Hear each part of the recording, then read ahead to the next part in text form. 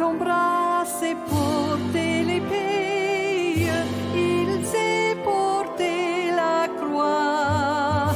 Ton histoire est une épopée des plus brillants exploits. God keep our land glorious and free. Oh, Canada, we stand on guard for thee. Oh, Canada, we stand on guard for thee. Please be seated.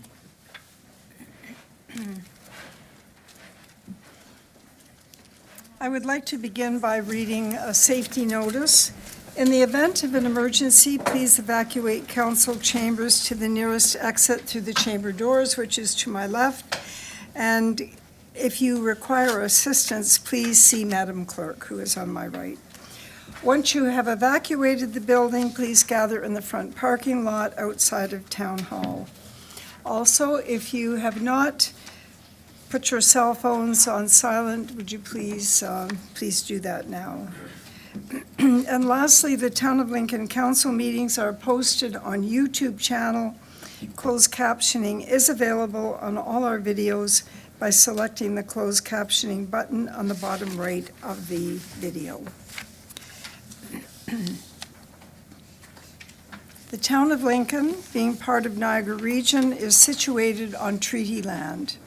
This land is steeped in the rich history of the First Nations, such as the Hattawandurunk, the Haudenosaunee, and the Anishinaabe, including the Mississaugas of the Credit First Nation. There are many First Nations, Métis, and Inuit people from across Turtle Island that live and work in Niagara today. The Regional Municipality of Niagara and the Town of Lincoln stands with all Indigenous people, past and present, in promoting the wise stewardship of the lands on which we live.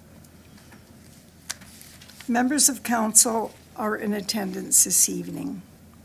We have staff in attendance this evening in person and remotely, and we also have attendance of several recipients of the Mayor's Medal.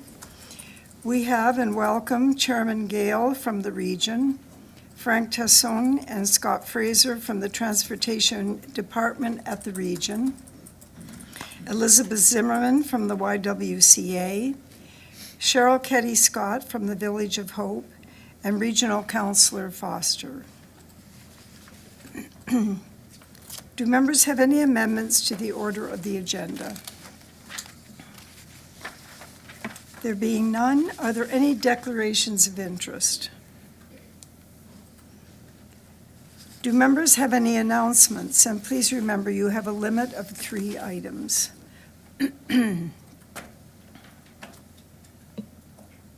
Councillor Timmers.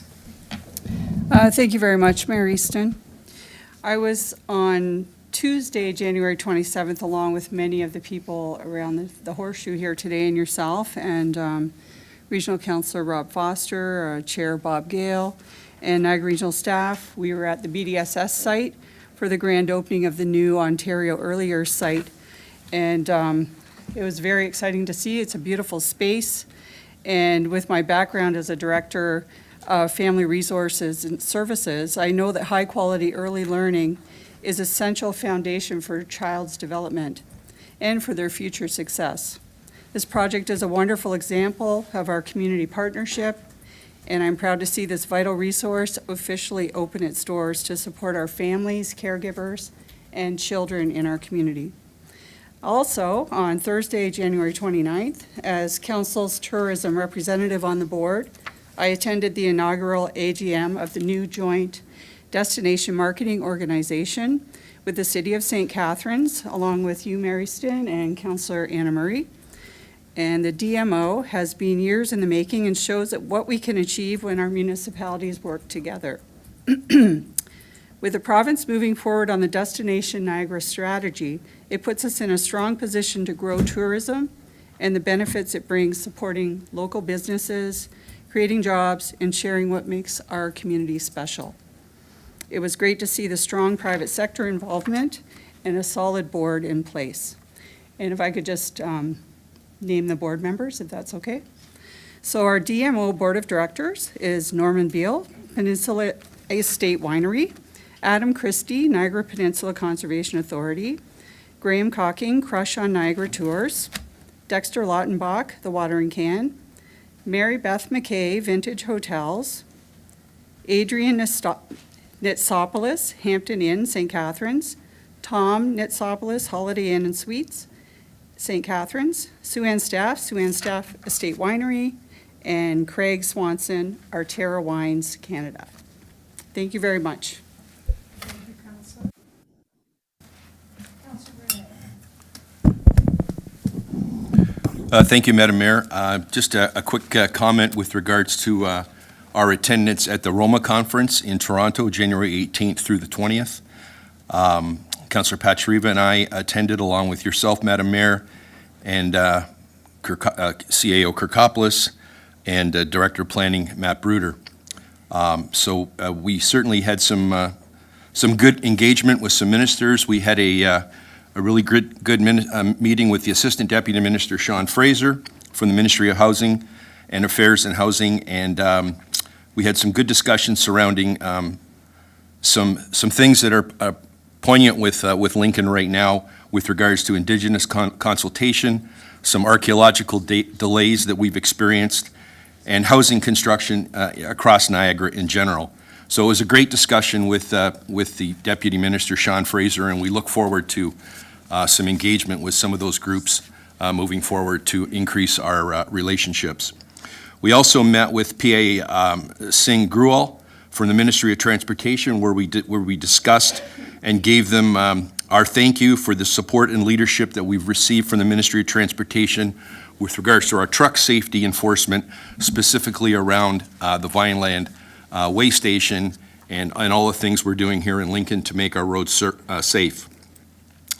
We also finally met with them to talk about the review, the MTO timelines with regards to development applications and how this can increase our review periods for our planning staff. So we had some great discussions with some delegations. And finally, Madam Mayor, you and I had the opportunity to go to the Great Lakes and St. Lawrence Cities Forum, which was at City Hall, which was quite a pleasure just to walk into Toronto City Hall and see that building. But we had some great discussions, and Madam Mayor, hats off to you. You've been heavily involved in this organization, and certainly you're well known around the table, not only across Ontario, but with our U.S. partners.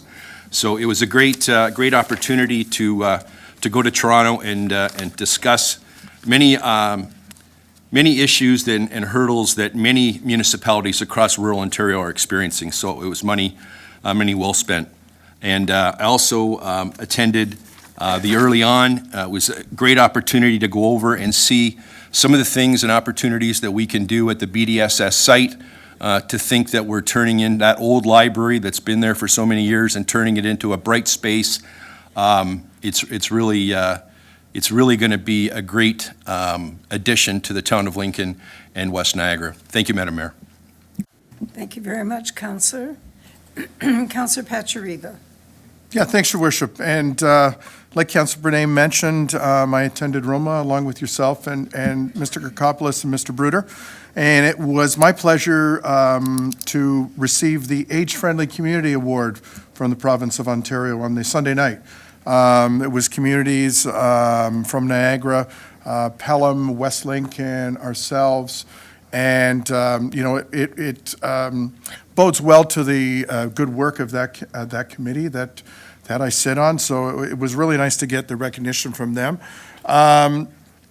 Director Bruder and myself had a meeting with Parliamentary Assistant Sandhu from Parks, Community Service, and Recreation, and the Environment. And we talked about speeding up red tape and moving things along.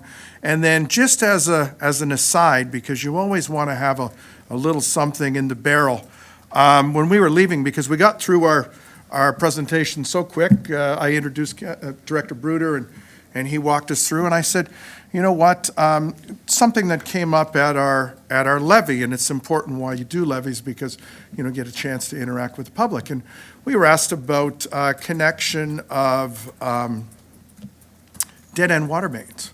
And I said, just want to throw this out there, that, the Greenbelt was thrust upon us in 2005, and we didn't have a lot of consultation at that time, but we've got these dead-end water mains that are situated on some of our streets, and spent a lot of time flushing them and staff resources and things like that. And would there be any opportunity to actually link those dead-end water mains, providing a revenue stream for the municipality, cutting down on work? And the one person in the committee said, have you ever went to Municipal Affairs and Housing? And Director Bruder and I looked at each other and we said, no. And she said, well, that's your way forward, and we've done this in other municipalities, wrote down her contact and another contact, so we've got a way forward to do this. So looking forward to staff taking that up, and it was fantastic. And then the other thing that I did, and now it's slipping my mind. Oh, yes. One of the other sessions that we're sitting in, and I got to see Chantal Hébert speak. I love watching her on the National on Thursday night, and she did a very good session, and then as the keynote speaker. But they also talked about municipalities creating service corporations to look after water and wastewater. The big talk around was removing the politicians from making the decision. So actually have business base behind it, and that they've done it in Alberta and other provinces. So, that's something. It's like the creation of the electricity companies. So, something food for thought going forward. So, thank you very much. Never miss an opportunity. Deputy Mayor Mikulik.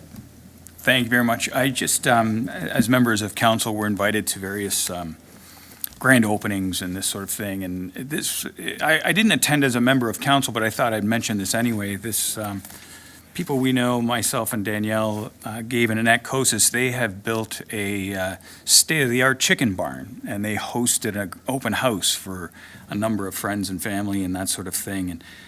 And I think the last time I visited a chicken barn, I was about 8 years old, but I was blown away by the technology and the investment that was made within this agriculture facility. And being the center of agriculture excellence, I felt it important to also recognize not just the grape industry, the peach industry, but also the livestock industry, and who doesn't eat Popeyes or Kentucky Fried Chicken. So I thought it was, I'm hopeful that perhaps the next time there's a building of this nature that's built, that Paul Deaney or perhaps Matt Bruder could invite the rest of council to attend a grand opening or a tour of this sort of facility, because I think it really truly is farming is not what it used to be, and I was quite impressed with the facility and the investment that was made. So that was my highlight of the month. There you go. Thank you.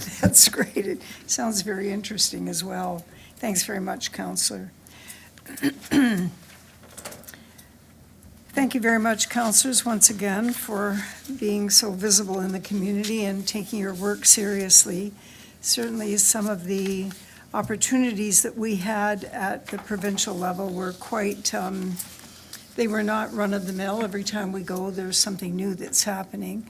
I do appreciate when you take an interest in something like the Great Lakes cities, and Councillor Rajima and Councillor Murray have also attended those meetings. They are a little bit different because they are binational in nature, and there's a great deal happening that you may not think is related to our world as a municipality.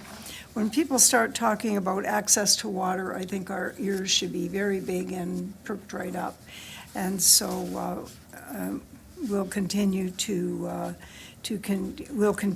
work with that team. And I am still the Canadian co-chair on shoreline resilience, and we certainly have a lot going on there and some significant investments that are coming down the pipe. So thank you very much for your comments. We have no proclamations this evening. However, we do have recognition and achievements, and I think in the wintertime, this is a good time to do this, because in the wintertime, this chambers could be absolutely empty unless you want to invite somebody in for a good reason. And we have lots of people here tonight for good reasons. So many of you know that an important milestone for our region was recently achieved. And the announcement of a new hospital, the new West Lincoln Memorial Hospital, was made a few months ago. And of course, we've all enjoyed all of the pleasantries around that and just the sheer overwhelming feelings, such emotion, such joy at such great community success amongst not only 3 communities, but I just want to remind everyone that there are significant regional dollars that are invested in the hospital. If you didn't know that, it was a very big night, Councillor Foster, when that motion came forward, and a very large number of our colleagues supported part of the community share. It's more than a new building, as we're finding out, and this project represents real progress and growing momentum towards strengthening local health care for our community and the broader Niagara region. And I was just reminiscing with Dr. Benson tonight. He came to work in Grimsby in 1971. I had already been there since 1968 and hung around until 1975. We were talking about how good the old days were, and they were good. They're going to get better, and our communities certainly deserve everything that's there and everything that will be there in the future. The project earned significant attention and well-deserved accolades, and that's because of the scale of it, but because it also represents a major investment in patient care, community health, and the long-term strength of our healthcare system here in Niagara. And we maintain a relationship with Hamilton Health Sciences, which means that the research, the presence of medical personnel as they go through their formative years of experience are going to be very, very important. And access to services, although, you're going to hear that there are delays, but just because we have state-of-the-art facilities, it doesn't mean that everything is going to be perfect with every system, and we need to keep that in mind. The hospital is attracting the best in physicians, nurses, and frontline staff, and caregivers that are delivering the best possible outcomes for patients. I think the maternity wing is already very, very busy, and that investment that we are all making in the future, strengthening our region's ability to support growth, to attract talent, and provide care closer to home for generations to come. So I had the pleasure of working with a number of people in different roles, and I have the ability to bestow a Mayor's Medal on people in the community that I feel are truly deserving. So I would ask this very, very important group, and believe me, they are not the length or the breadth, but they are people that I worked with, and so I have a personal interest in them, but I have personal knowledge of the extent to which their contributions really came home and got the job done. So I would ask that as I call your names, if you just come over here, and then we'll pass out and then everyone can see who you are. And then we'll distribute the medals, and then we'll take some photographs.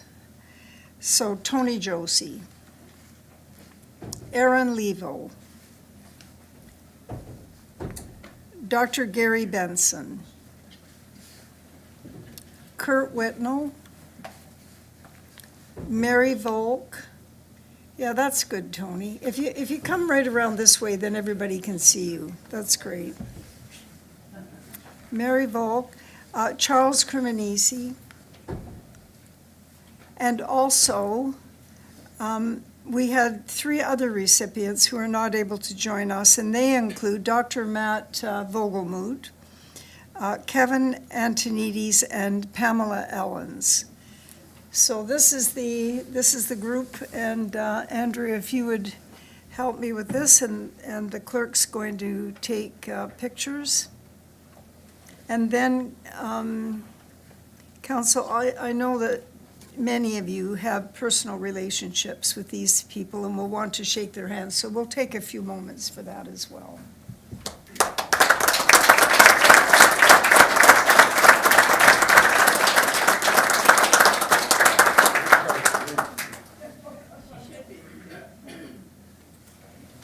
I know you probably don't want comments, but I need everyone in the room to know that when she says "we" as a group, we were meeting once or twice a week for many, many months. From the day October 22nd, 2018, when they wanted to alter services or close it down, whatever you wanted to find it.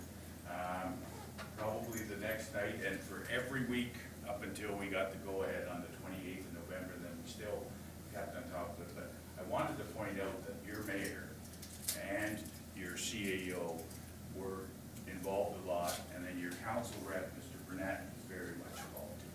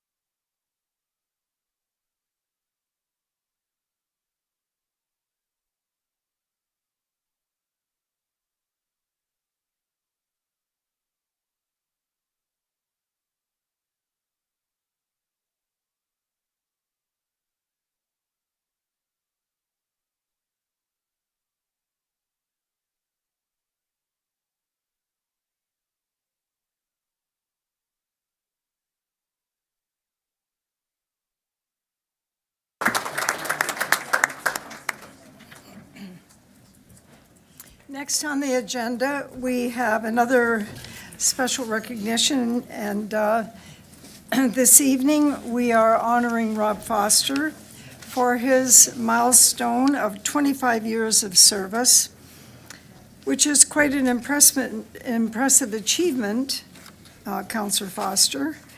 And we certainly are very appreciative of what you have given to the town in your different capacities.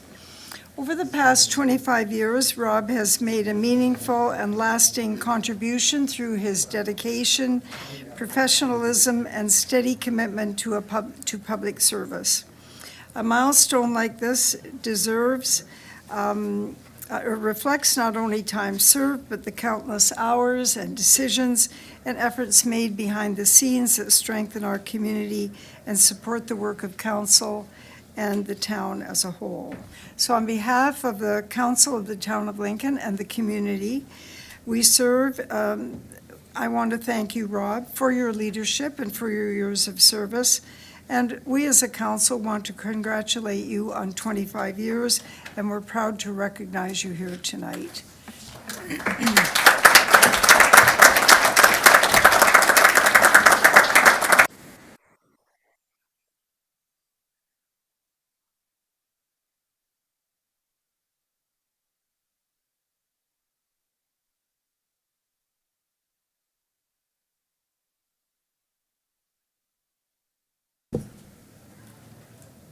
This is okay? Yes. Congratulations. Thank you, Sandra. Thank you very much, Council.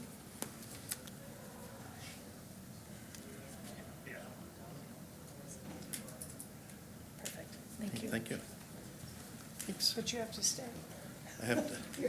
It's no free ride. You Yeah. have to stay. The mayor says I have to stay for the rest of the meeting.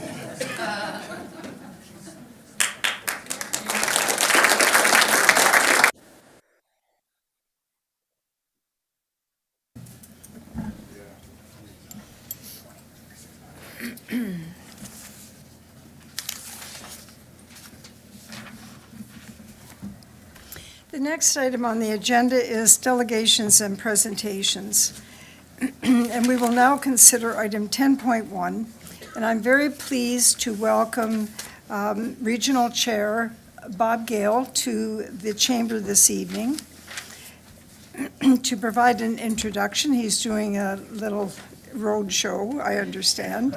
So welcome very much, Chair Gale, and please go ahead. Thank you very much, Mayor and Council and citizens and staff. This is my traveling road show, as we said, meet and greet, however you want to word it. I'm out in Lincoln a lot, as Tony mentioned to me, with Rob Foster Beating Court Holdings, as well as at Literacy Day and other events out here. So I'm coming around introducing myself. Most of you know my personality, know who I am on this, but I wanted to make myself available. When I was in Waynfleet, they asked me what my mandate, that's my words I was going to have, and I more or less said to them, it's kind of like ROI with a social conscience. As a business, I want to make money or at least trade off on the dollars, but you have to care about the people. So it just doesn't work that way. But on December 18th, I was appointed by Doug Ford and Rob Flack being the minister, as regional chair. 2 days before that, we announced $1 billion of projects while I was Niagara Parks chairman. And then, like I said, 2 days later, they asked me to resign at the Niagara Parks, and they appointed me as chair of the region. But credit to your mayor for understanding how my silence was deafening during the budget process at the region, because I was being considered for regional chair, and I didn't want to create too much of a stir. And the mayor, rightfully so, made a motion for me to reconsider the budget, or to look at the budget myself on some things, and I'll announce that on February 12th. I found some efficiencies. Even $1 is an efficiency that should be allowed. Just crediting your two people here, Rob Foster, he and I don't always get along, but we know where we're coming from. Oh, no, I say that nicely, but we know where we're coming from. He's a good businessman on council, chair of corporate services for two terms, Rob. So I know what he says he has a heart for, and even Mayor Easton and I have nicely gone at it on different things. So I word that right, but we respect each other on what we're doing. So I wanted to come around just to introduce myself to you, and if you have any questions, Mayor, thank you. Thank you very much, Chair Gale. And councillors, if you have any questions, nothing too in-depth, because you can always, we can always make arrangements to do that at another time. But if you have questions, then we can take a few minutes now.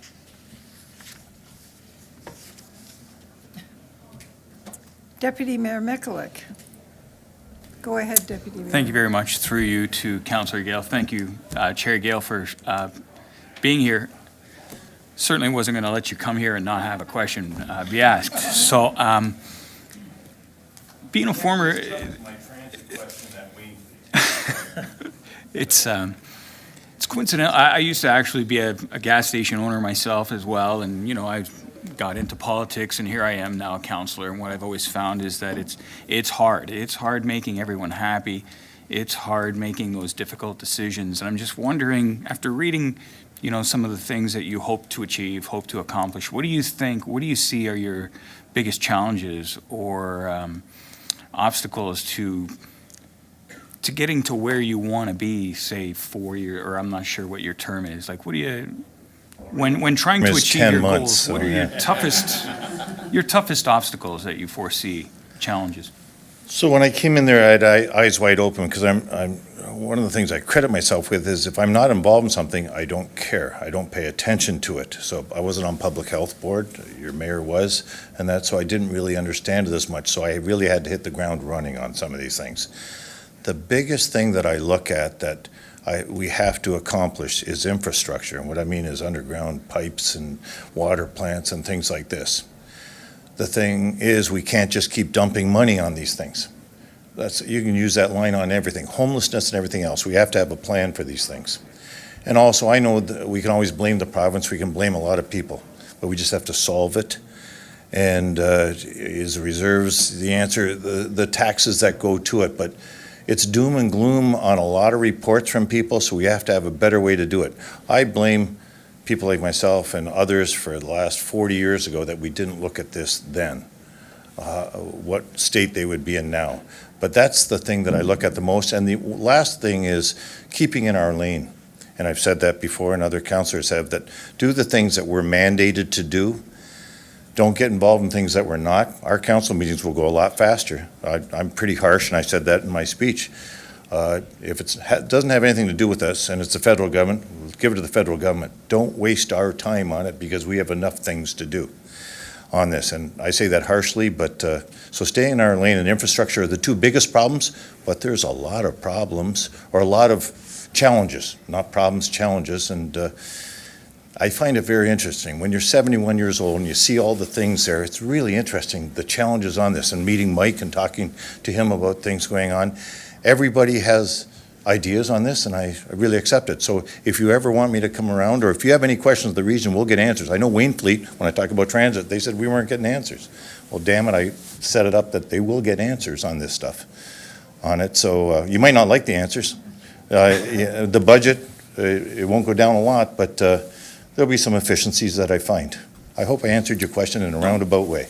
No, you did. I appreciate your honesty. Like, you only know what you know, and you're always hoping to do the best you can moving forward. And, from what I understand and from what I read, you're always respecting the taxpayers' dollar and making any effort you can to make things affordable within the region or the municipalities is for sure appreciated by myself. So thank you.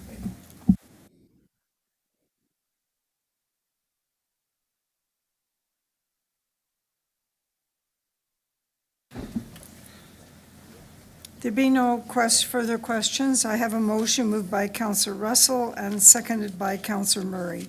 The council receive and file for information the delegation from Chairman Gale, Niagara Region. Madam Clerk, would you please open the vote? Thanks, Madam Mayor. The vote is now open.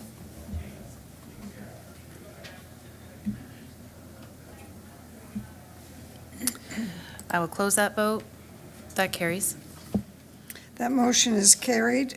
We'll now consider item 10.2, We have Frank Tassone, Director of Transportation Services, and Scott Fraser, Associate Director of Transportation Planning, in attendance. Gentlemen, if you would please come to the podium. We have a report from Mr. Tassone in the package. And councilors, from the look of the package, Mr. Tassone's going to need some extra time. I have a motion moved by Councilor Reimer, seconded by Councilor Timmers. The council extend the delegation speaking time regarding Lincoln transportation updates until completed. Madam Clerk, would you please open the vote? Thanks, Madam Mayor. The vote's now open.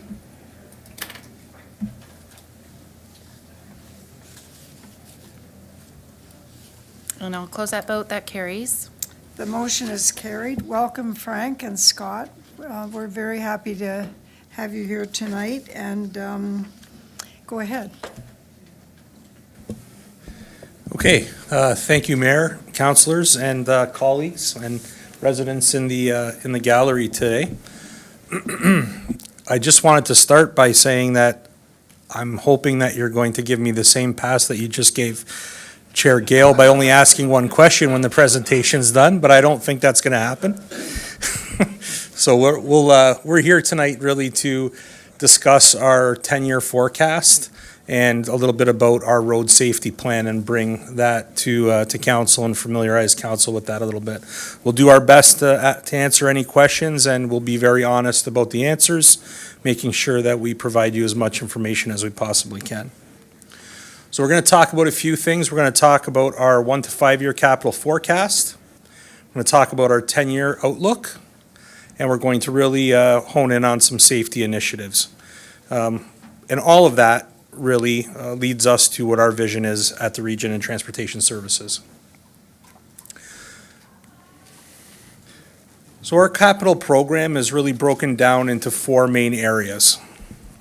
We have our network expansion, and you can think of that as either road extensions, new roads, or roads that have additional lanes added, like making a 2-lane road a 4-lane road. That would be a network expansion. We have our intersection improvement program, which specifically targets intersections and the reconstruction of intersections. A lot of times that includes other traffic features such as signals or roundabouts. Those are all in the intersection improvement program. We have our roads rehabilitation program, and you can think about that as like-for-like replacement. But in a lot of cases, it will include small upgrades like the addition of active transportation facilities or upgraded safety features throughout a corridor. But it's really putting back like-for-like and not expanding the road. And then we have our structure rehabilitation program, which includes all of our bridges and any other structure within the region's road allowance. I've given you the definitions there are there for you so that you have them when we go, and you can always refer back to them. So our 1 to 5 year capital forecast. First project that we're going to discuss is the new escarpment crossing.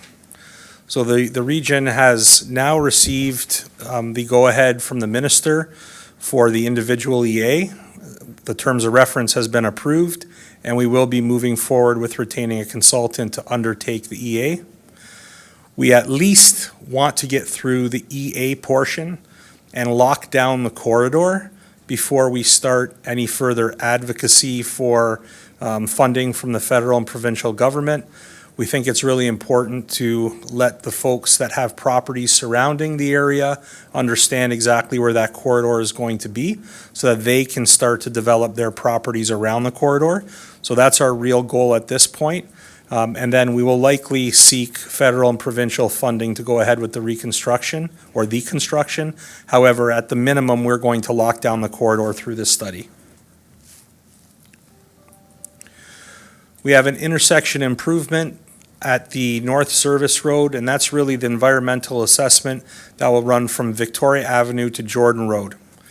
That project was put forward as there was several developments happening in the area, and we thought that rather than having the first developer in put forward all of the effort in the road improvements, that we would cover that under a capital program and utilize development charges to be able to run that study. So that's good news for the area. We'll be looking at, along with the town, any infrastructure needs within that area. We're working together with town staff on that, including the MTO. Have a road rehabilitation project on Ontario Street from King Street to the QEW. And this is largely implementing the region's reconstruction program, but also the work that was done by the township with respect to the the beautification in this area. So we're working together with town staff in order to make sure that we implement those plans and see a fresh new look. This corridor, as you know, is seeing a lot of development, and we want to make sure that we make the right improvements here. The next project that we have is the North Service Road from Cherry Avenue to Victoria Avenue. And that's a road rehabilitation, like for like. The next project that we have is the South Service Road from Tufford Road to Merritt Road. And again, this is a road rehabilitation. We have quite a large program going on Regional Road 81 Main Street that spans not just the town of Lincoln, but also into Grimsby. And so this is a part of a larger program. I'm going to speak more specifically to the Lincoln portion of it in a minute, but we're investing a significant amount of money on the urbanization of the sections of Main Street that have not yet been urbanized. Two of those projects are the reconstruction of King Street from Vinehaven Trail to 23rd Street. That's a project that has been ongoing at the region for several years. It's been a very challenging project. There's been a lot of things that we've had to work through with town staff to take care of the buried infrastructure. And I think we are at a point where we're making some really good decisions on what the future of that road section is going to look like. And then the more immediate program that you're going to see is a reconstruction of King Street from Durham to Lincoln, which we'll see tendered this coming year.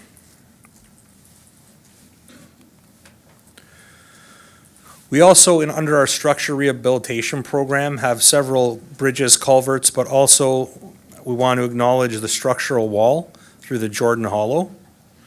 And that is now going to be filed very shortly, and staff here at the town should get a copy of that EA in the next couple of weeks.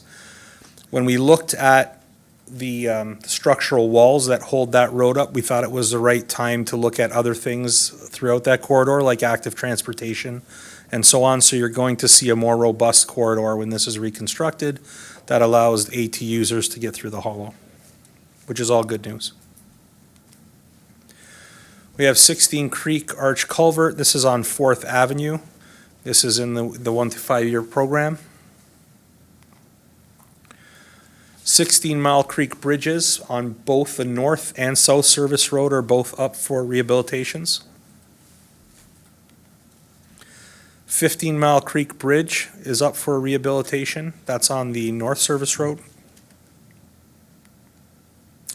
And in our 6 to 10 year capital forecast, we have a few projects as well. We have Victoria Avenue from the South Service Road to Culp Road. We have King Street from 19th to St. John's Drive. 8th Avenue from Victoria to 20 Road, including the replacement of the 16 Mile Creek Bridge. And we'll be working with walkers on the rehabilitation or replacement of the Fly Road underpass over the Quarry Road.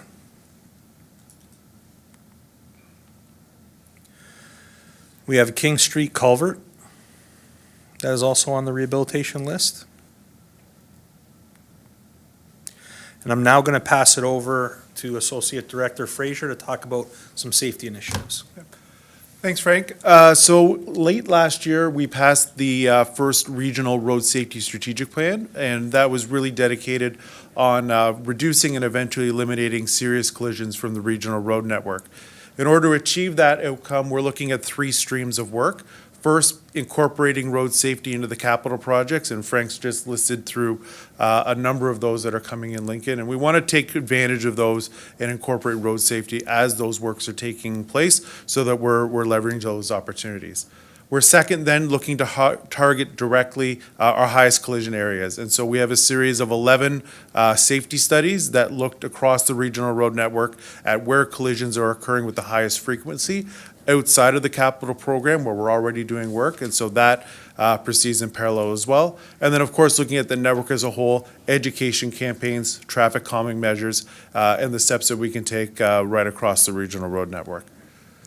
One of the things we've heard a lot of questions about is the update on the automated enforcement programs.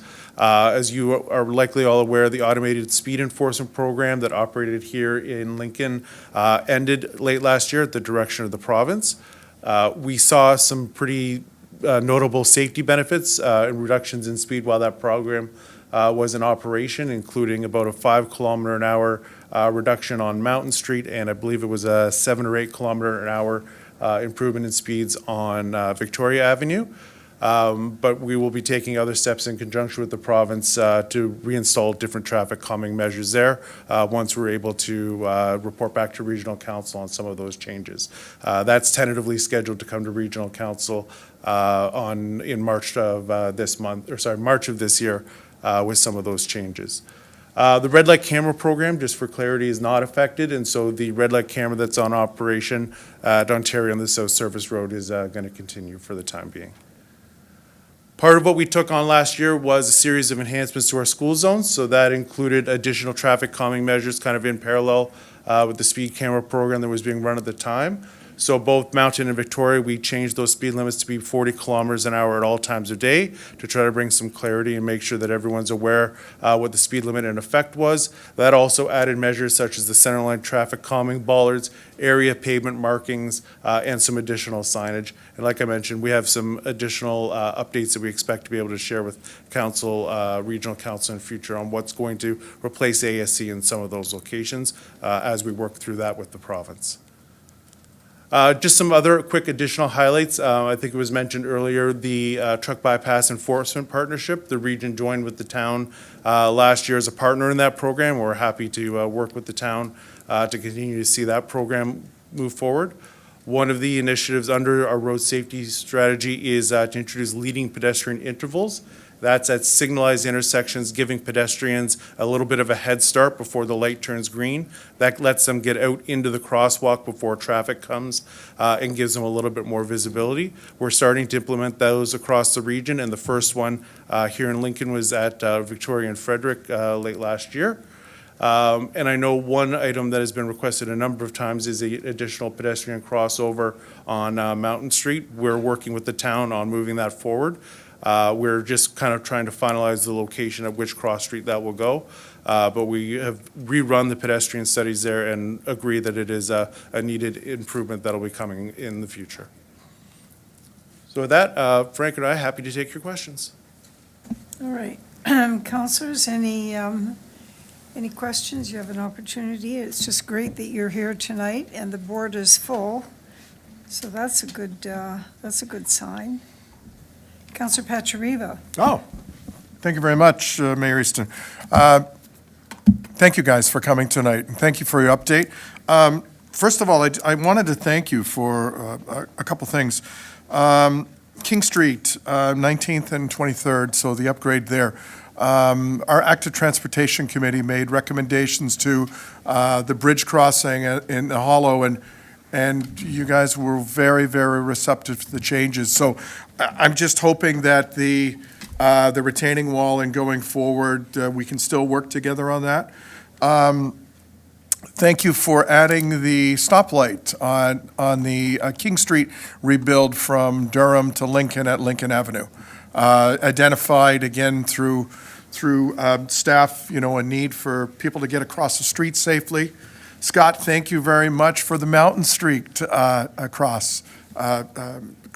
Hopefully the cross-section to come with the cross. Question, it came up a couple times, more of an operational thing, guys, but I think it'd improve. Ontario Street, the rebuild from the train tracks up to Ontario Street, fantastic. Just wondering, and it came up at Councillor Brunet and my ward meeting, at the corner of Green Lane and Ontario Street, 3 lanes, left-hand lane, right-hand lane, center lane. But there's no markings painted on the ground. And where we've got the little lane that runs up above, we all know it's for the fire department to actually come out of the fire station and merge with traffic. It's not a, no, it's not a pit lane like in F1 where I can gun it as quick as I can and try to come back in.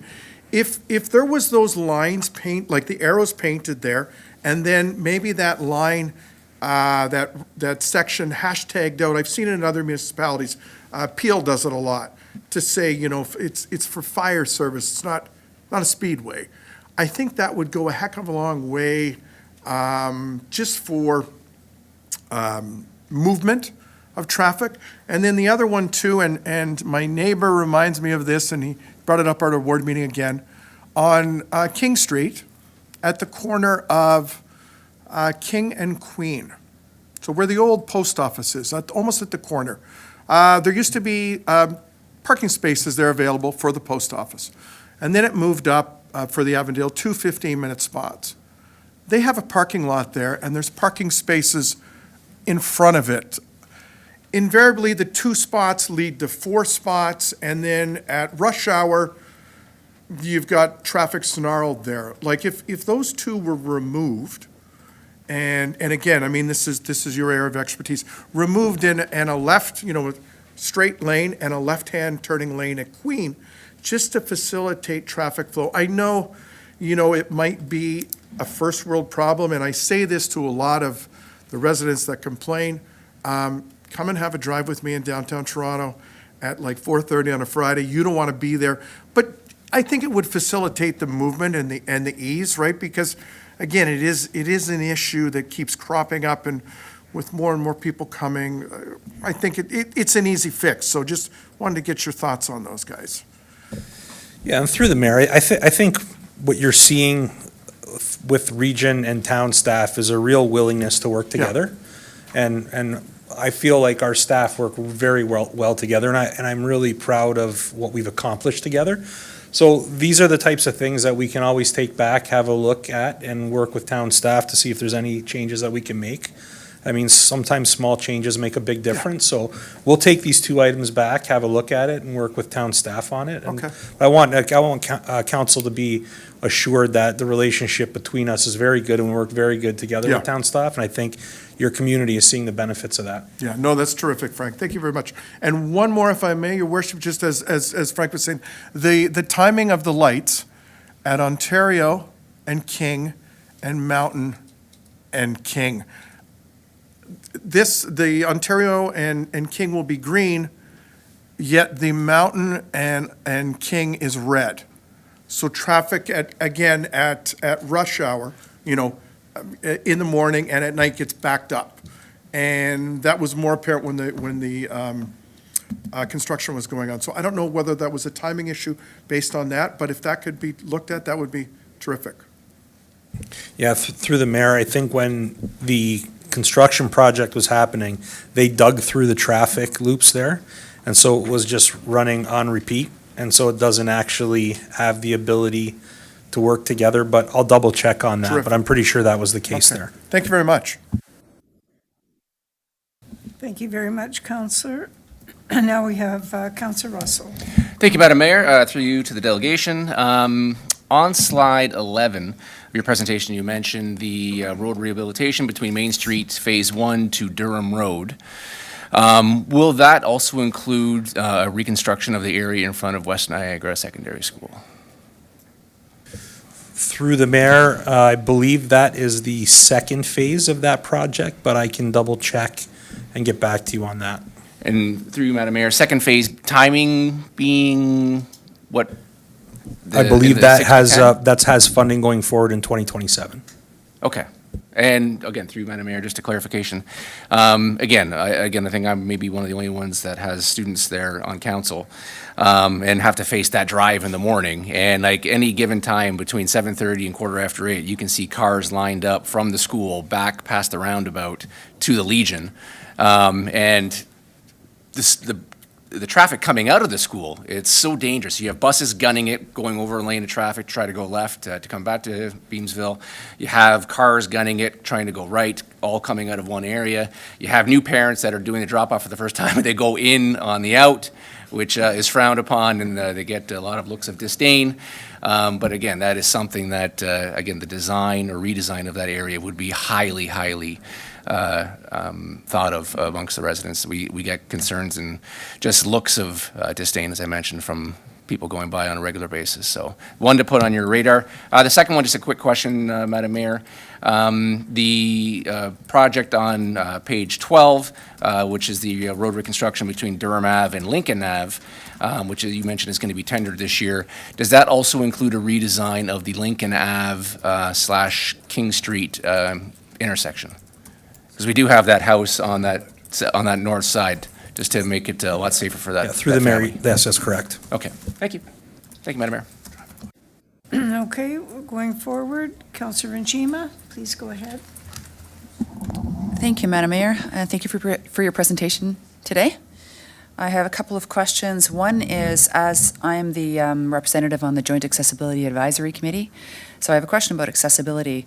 I know that the lights, the signalization installed at the corner of King and Ontario Street has the audio signal, so for people with sight issues. Is that a standard thing at intersections, or how do you decide when does that get installed, that feature? And I'm really glad that it's there, by the way. Yeah, through the mayor, when we do a reconstruction of a signal, we always endeavor to install the audio, the audibles.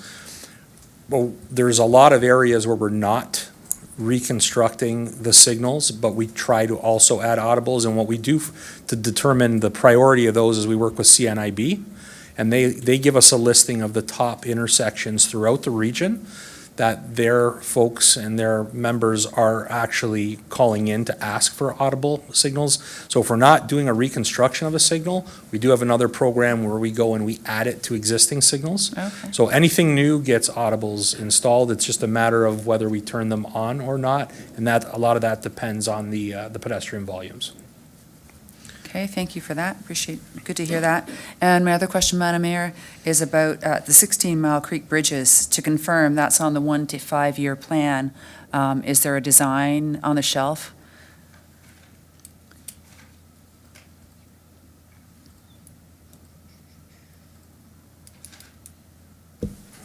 Through the mayor, I believe we're in the middle of the design on that right now. However, we haven't put it forward for budget approval yet for construction. Okay. So it's in the 1 to 3 years for construction funds to be put forward. Okay, that helps. Thank you. Thank you, Madam Mayor. That's all I have for now. Thank you, Councillor. Councillor Brunei. Thank you, Madam Mayor. Through you to the presenters, thanks for the presentation. Frank, I believe you mentioned when you talked about the slide for the Niagara Escarpment crossing, you made reference that, you're moving forward. Now there's an opportunity to,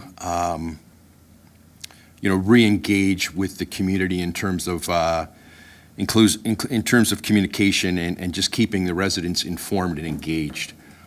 You know that we've got a group of winery operators, on the Mountain View escarpment area, and everything was basically opened up from 50 Road to Victoria Avenue. Everything was being looked at. So, as we move forward, and I realize this is a long-term project, but how will the region be proactively communicating with those groups? Through the mayor, we've been very active specifically with the grape growers group in the area and the wineries in the area. What I can say is that the biggest message that we heard when we went around to all of the councils that are affected by the escarpment crossing, and it was Scott and I who did all those presentations, what we heard loud and clear was that communication was an issue, and number two, folks did not want to see us start another study and stop halfway through. And so what we plan to do is continue to keep all of the interested parties and all of the communities involved, but what we really want to focus on right now is getting the project to a state where we at least have the corridor locked down. That way we can tell all of the wineries in the area, because some of them are afraid to put further money into developing their wineries, thinking that potentially this mega highway is going to come right through the front or maybe through their wineries, and we understand that concern. So we want to lock down the corridor, that way it will drive future investment into those wineries. We're very serious about getting to that point. I'm sure that council appreciates that the construction is going to be several tens of millions of dollars. And so it's very likely that the region can't do that on their own. We'll likely have to look for provincial and federal funding programs to be able to construct that. So there may be a pause between the design and the construction, but at least we can lock the corridor down, answer the questions for everyone about where is the road going to be located. And so we'll continue to engage with the communities and all of the interested parties, businesses, wineries, until we complete that process. That's great. Thank you very much for that. Madam Mayor, a second question, if I could. So Scott, just want to echo my ward mate's comments with regards to the PXO, the pedestrian crossing in front of Jacob Beam School. That's been something we've been advocating for a long, long time, and really appreciate the region getting it across the finish line. You mentioned, Scott, in your words at the podium, that the traffic counts are now saying that, we need to do something up on Mountain Street in front of St. Mark's. I know that Councillor Foster was speaking with you, Director Tassoni, but we also understand that, there's 12 municipalities across the region. Everybody is looking for funding, and everybody is looking for their safety initiatives. So as a municipality, and through our two regional councillors, what advice can you give, to us as a council, that we should be advocating, or what are the next steps that we can, make this a priority for our municipality? And through the mayor, I think it's a really important time for everybody. I mean, at the end of the day, we just saw the province rescind our ability to operate automated speed enforcement, which was one of the areas that we looked to fund road safety. And so the funding for road safety now comes from the regional capital budget. And so, if we're looking at advocacy for road safety, it's advocacy for the road safety program in the regional budget. Yes, you're right, there's probably a list of a couple of dozen PXOs on the list for, municipalities that are waiting. And we try to prioritize based on who's been waiting the longest. But we do also look at ones and locations that we feel are really, really concerning to us. So, yes, it's going to be difficult going forward. We're still waiting to see what the road safety program that the province is going to let out provides to us. We were successful in getting about $240,000 in the first tranche to help deal with the school zones where we had to remove cameras. But that was one area where the region used any surplus funds and put it back into road safety. And the town did that as well, because 50% of the net revenues came to the local municipalities. So yeah, it's a spot where we're going to have to be a little bit more creative on where we get our funding from. But if there's advocacy to be done, it's around the road safety strat plan and the road safety funds that are tied to that. Thank you for that. Madam Mayor, just a third question, if I could. So it really wasn't in your presentation, but we don't get, many opportunities to have you in front of us.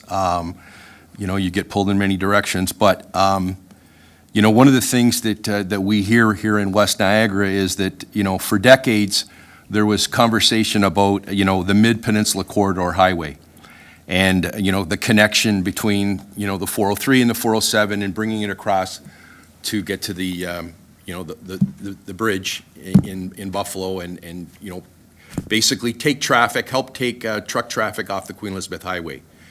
So here we are now, and we are twinning the Garden City Skyway, but the Queen Elizabeth Highway still remains the Queen Elizabeth Highway.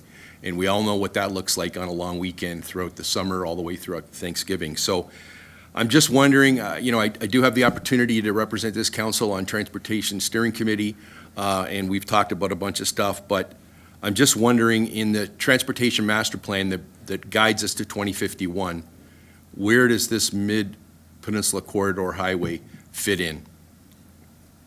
Yeah, through the mayor, I'm going to start off, and then I'll probably pass it over to Scott to see if he has anything to add. But I did want to say first that you said that you don't get to see me often, but this is one of the councils where I actually walk in and I almost know all the councilors. I'm waving to everybody. So I think I come almost every year to council to do a presentation, and yeah, we'll come as many times as you want us to. But to your question, it's something that we're going to continue to advocate for. Obviously, we're looking to the ministry to really put funds into the Mid-Peninsula Corridor, and they're continuing their study to lock down the corridor. They're doing the exact same thing that we're doing with the escarpment crossing. They're doing that with the Mid-Peninsula Corridor, where they're undertaking a study to lock down the exact corridor where that's going to be. The Transportation Master Plan is going to continue to have that as an element so that we as a region advocate for funding to be put into that Mid-Peninsula Corridor. But again, I think the timing of that is going to really come down to when the ministry wants to move that initiative forward. And I'll ask Scott if he has anything to add to that. No? Okay.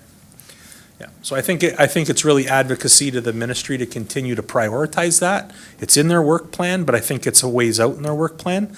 And yeah, I think that would be the advocacy would be to the ministry. Thank you, Madam Mayor.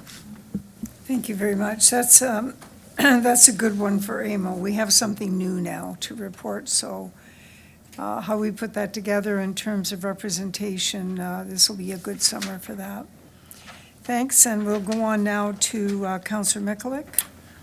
Thank you very much, through you, to the delegation. Thank you for coming. I want to start out by saying thank you for the work done in the 20 Valley, that bridge down below. I'm not sure if it was done ahead of schedule or not, but it's turning out quite nice if it's not completed yet. And I'm having residents constantly, compliment me on, the region and the management of that throughout.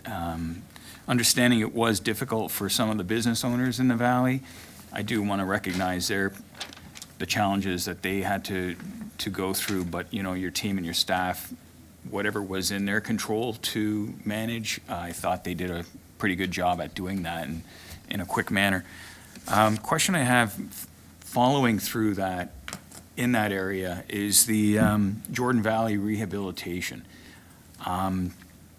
What does that look like? What can I realistically tell people when that might happen?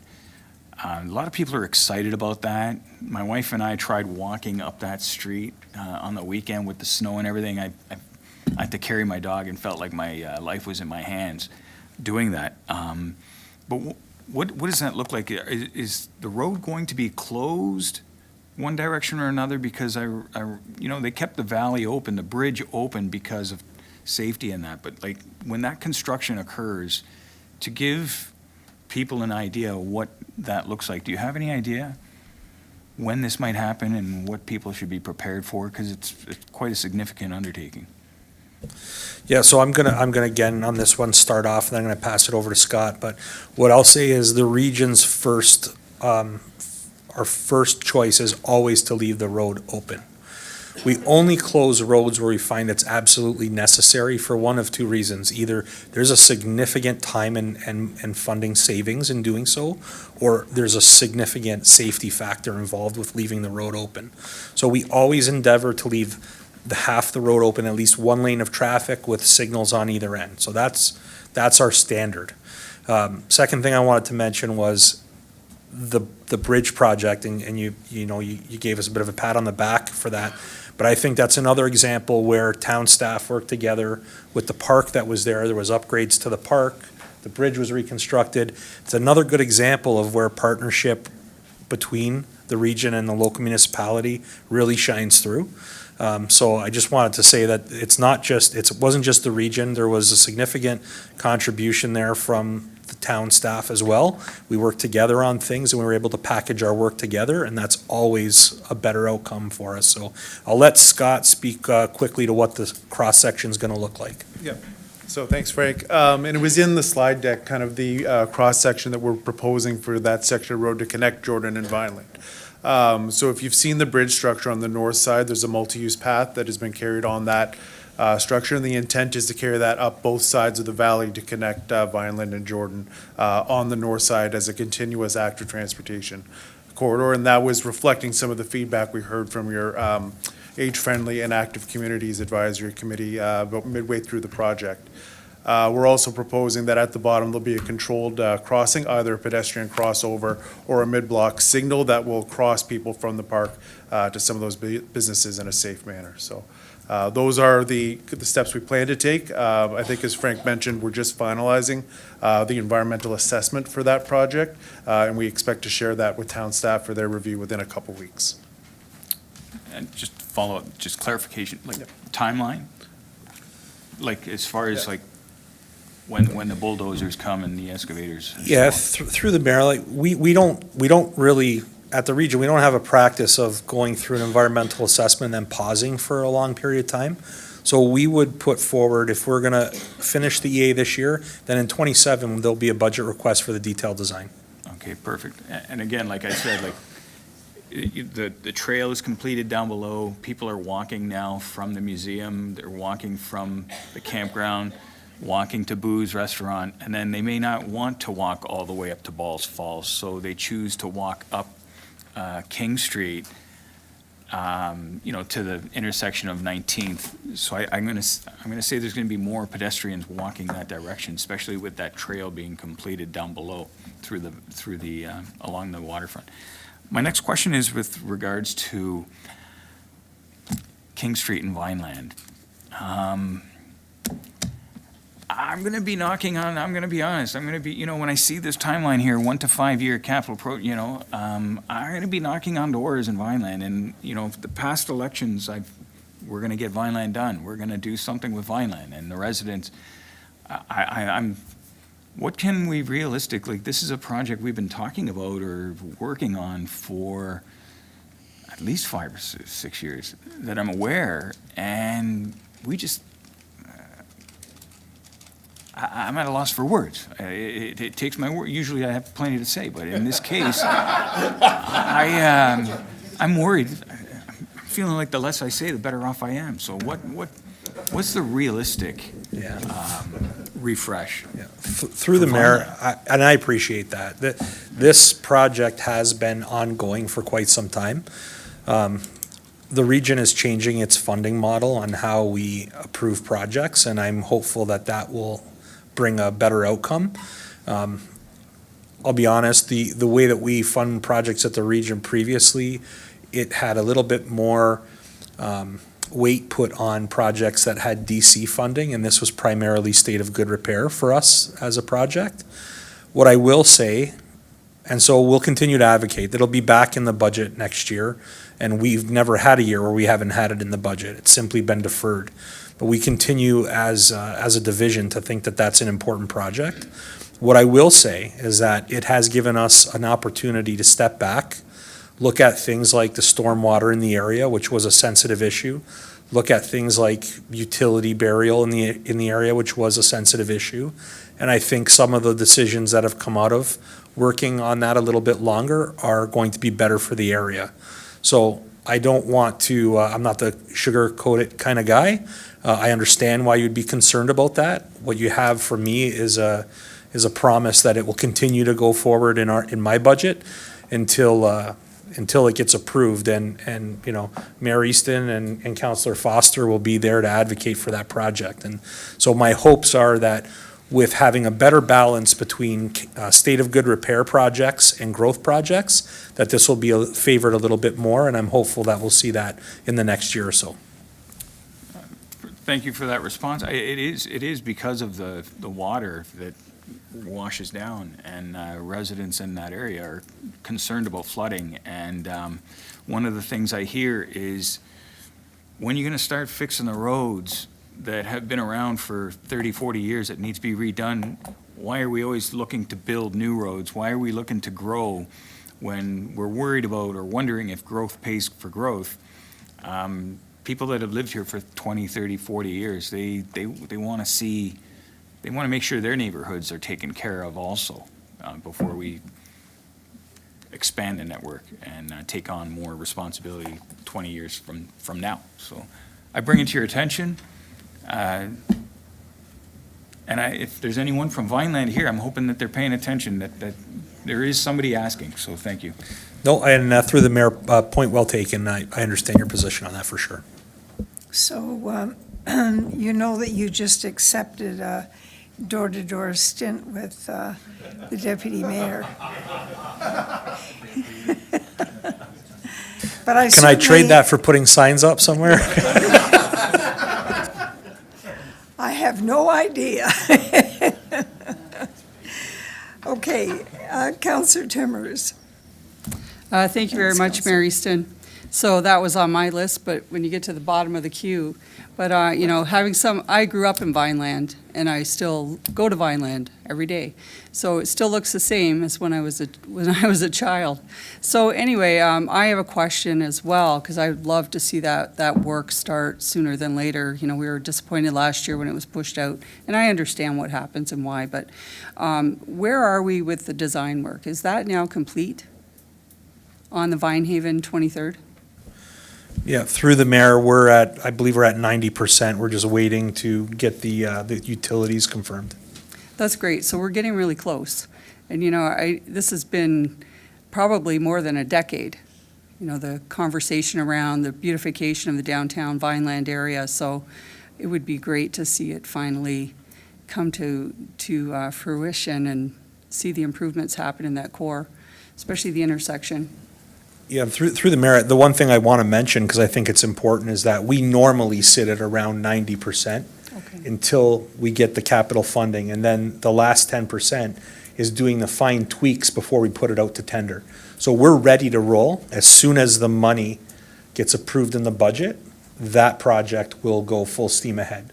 So we typically wait that little bit of 10% because we know we're always going to have to do some last minute changes.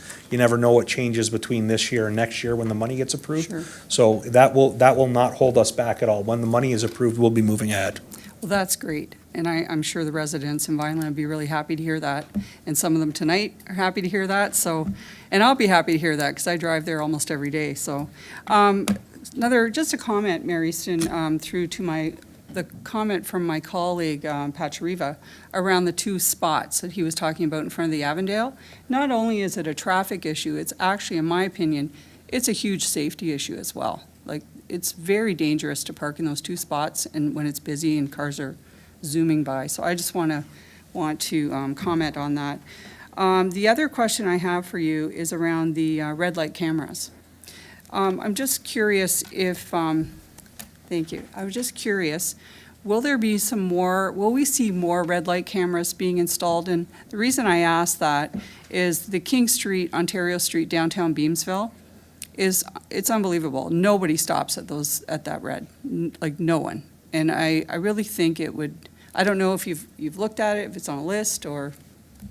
So thank you. So through the mayor, it is something we will look at in the medium term as to whether or not we expand the red light camera program. The report that'll go back to regional council is going to make some recommendations to extend the program in its current form, and in some ways that's reflecting the changes we need to make as the ASE program is concluding, because they were somewhat intrinsically tied together. So we will be looking at expanding the program in the future, but we're maybe about a year away from making those types of recommendations. When we do that, we'll look at all regional intersections again at where we think an expanded program may make sense if we ultimately recommend that to regional council. Okay, thank you. And thank you both for being here tonight and for always being, accessible to all of us and working with us very well. We really appreciate it. Thank you, Mary Stoon. Thank you, Councillor. Councillor Reimer. Thank you, Mayor Easton. thank you, Frank and Scott, for being here this evening and your presentation. I appreciate your optimism, Frank, about number of questions you're going to receive, so I like you to go into it brave. That's good. I'm not sure whether it's on purpose, but Councillor Brunet alluded to the Bartlett Road Escarpment crossing, so I'm not sure if that was first on the docket for a reason, but I'm glad it was there. All the projects that you've brought to us here are important to council and to our residents, but that one kind of checks off deals with a lot of issues that are concern to us. Two quick questions, just regarding, number one, regarding Tufford and Merritt South Service Road rehab on slide 10. I believe there's a sewer force main being put down the South Service Road this year, next year. And so there'll be a little piece, not that long ago, they brought the sewer force main to Maple Grove, and that's how far it was rehabbed. So there'll be that little piece, I wonder if it's possible to look at, there'll be the piece between Maple Grove and Merritt that's left over. I assume you're doing the piece because that's where a couple of years ago we had that accident with the gasoline spill. But there'll be a little chunk left in between there, if it's something you could look at when you're doing that service road. Yeah, through the mayor, we absolutely will look at that. Okay, thank you. That was one. And if a second one, Mayor, where am I here? Slide number 21. It was in the 10-year program, but it was the Fly Road culvert rehab, I think, or I'm not sure if you said rehab or replacement. I know Walkers has always wanted to cooperate. Are they cooperating enough to cost share with us on that, or how does that work?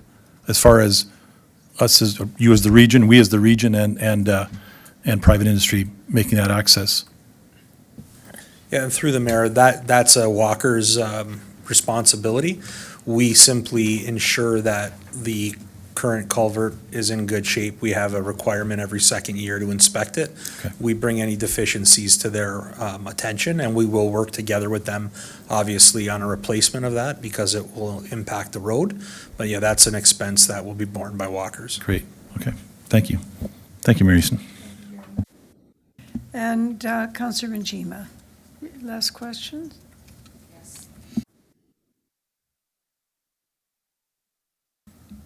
Thank you, Madam Mayor. I do have one more question about, and it's also related to my position on the Joint Accessibility Advisory Committee. And the owner of Beamsville Pharmacy downtown Beamsville, he's on the north side.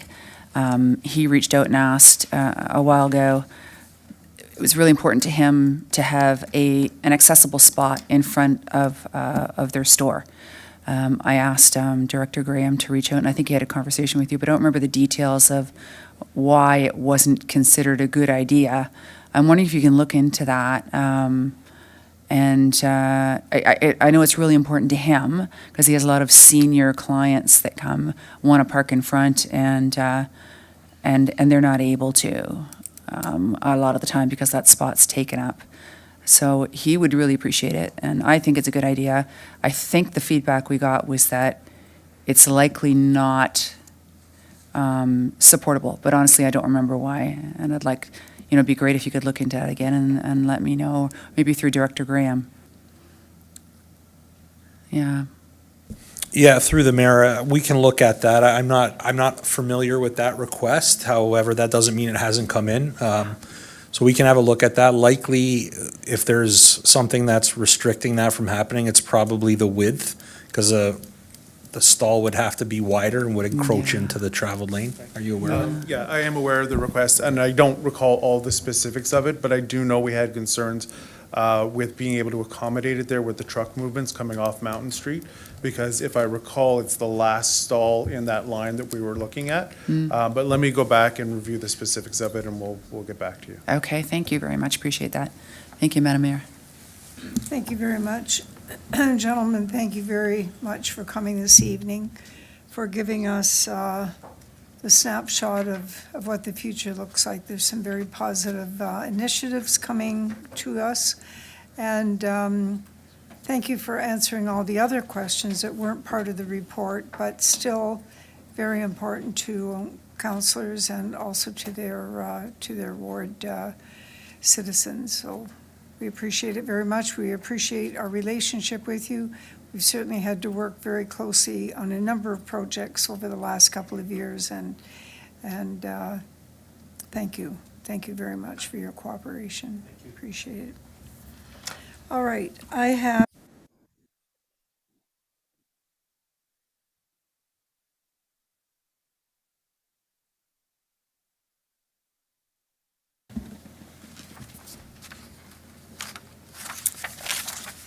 a motion moved by Councillor Renchema, seconded by Councillor Pachariva.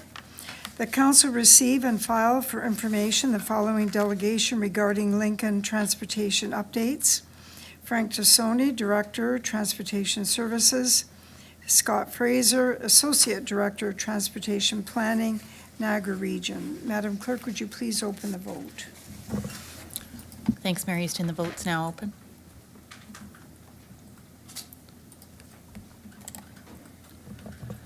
And that carries.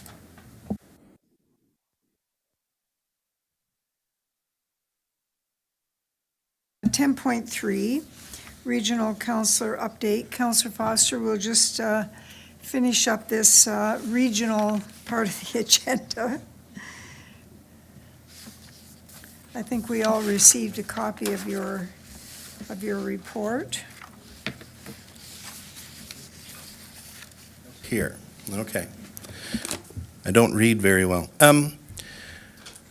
Thank you for having me here this evening. A few things. I'm going to go back to the discussion we just had with Public Works. We're very fortunate both Mayor Easton and I are on the Public Works Committee, and I will say when a lot of these things come along, like the Mountain Street and things like that, they respond very well to us. This is going on, and if you take a look over the last 6 or 7 years, I think it's fair to say that Lincoln has had, we've been punching above our share on construction going on within Niagara Region. It seems that items are always coming up within the Public Works meeting for down here. So anyway, I'm looking forward to the next couple of years as we get some of these other long-term projects going along properly. Budget 2026. So it was briefly mentioned by the regional chair earlier. There's a review being done on the budget items. We shall see what comes back. We don't have strong chair powers at Niagara Region, so anything that does come back will have to go through the council and to be reviewed. In my discussions with the chair, there's a couple of things for sure have been discussed, and I know there's been discussions have gone on between the chair's office and the police board or the policing services to take a good look at that as well. So we shall see. We're waiting. I guess it's February 12th is our date to actually go and get that completed. Just a couple of quick things. Their new boss is a lady by the name of Lisa Giangelis. Lisa comes to the region with a strong background in infrastructure in particular. I think she's going to be new best friends with both Scott and Frank on areas within it. I was fortunate. I was the acting regional chair when she was being hired, so I got to go through the interview process. Top notch. I think we got a really good person in place with Lisa. Just a general comment. Our council meeting last week, there was a couple of motions came forward from councillors to the council itself. And no matter what you happen to think about the issues as it's going on, there's a real difficulty when motions are coming direct to council and not going through committee structure. And the problem is that there isn't a good discussion that goes on with them. And I know the one councillor was really quite upset sort of the way things happen, but it's a good thing. And you guys do it very well here at the town of Lincoln, and that is you start your motions, you go through committee, you do your full analysis, and then it comes to council for final approval. So anyway, that was going on. So separating aside any of the social media commentary, there was some positives that came out of that. And I was going to mention we have a new regional chair, but he took care of that himself tonight, so. And with that, that's my very quick regional report. And by the way, I really like the questions that you asked the regional chair. I'm looking to Mr. Michalek to have similar ones in the future for me as well, so. Thank you very much, Councillor. And members of council, if you have any questions of Councillor Foster? Sorry, I'm going to say, and I'm sorry, thank you very much for that presentation earlier. Listen, I first got on to Lincoln Council in 2001. I was campaigning out in snowstorms with my snowmobile suit on. That was the January 10th by-election that went on at that point in time. I have served with a number of very good councillors from Ward 1. I originally had Dave Good, Margaret Andrews, Diane, and I were together for a number of years in the Ward 1. Now you got Adam, but anyway, the reality is that there is an awful lot of work that goes into place to be a councillor, whether it be region or whether it be council here in the town. And the one telling story that I had was when my son, the one night, I was coming in, I was rushing through, and he says to me, "Dad, are you going to actually stay home tonight for a change?" And I thought to myself, maybe I better make sure I have my priorities straight as well. So anyway, for all of the things that you guys do, thank you very much, and I really do appreciate that earlier award. So thank you.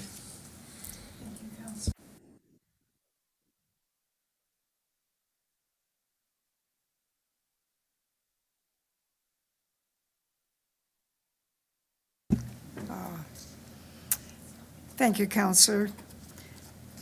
There being no further discussion, I have a motion moved by Councillor Brunet, seconded by Councillor Michalek, that Council receive and file for information the following delegation, Regional Councillor Foster. Madam Clerk, would you please open the vote? Thanks, Madam Mayor. The vote's open. Thank you, gentlemen.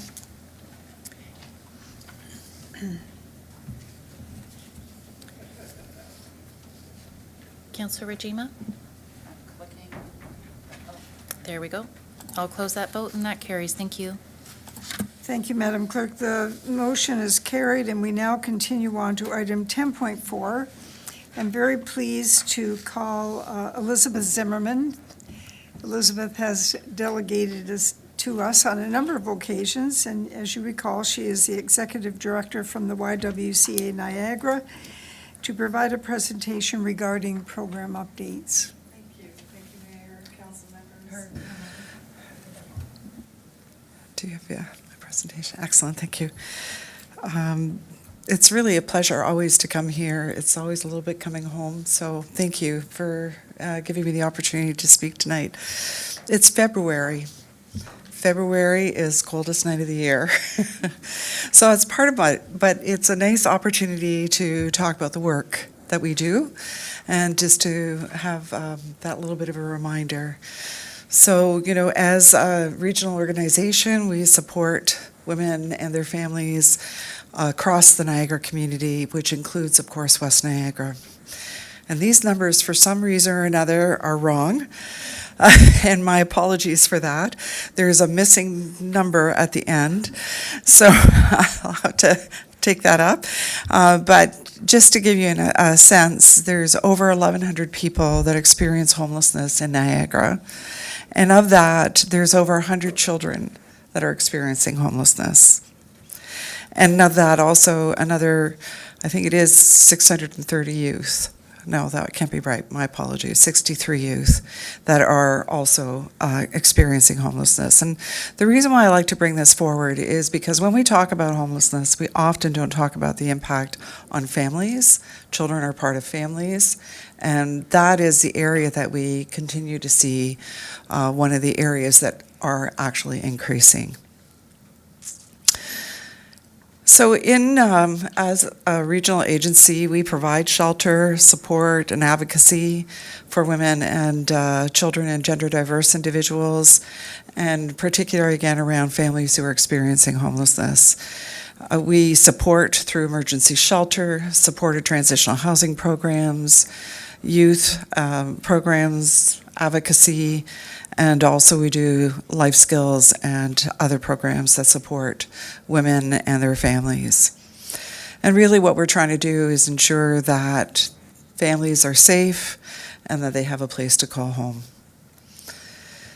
Our mission is to be a change agent for community transformation, ending gender inequity and social injustice, and our vision is an equitable society where women and families thrive. So you can see here there's a lot of different programs that we offer. The shelters that we offer, it is a key, and again, I'm going to talk about families because that's where we're seeing some of the biggest growth.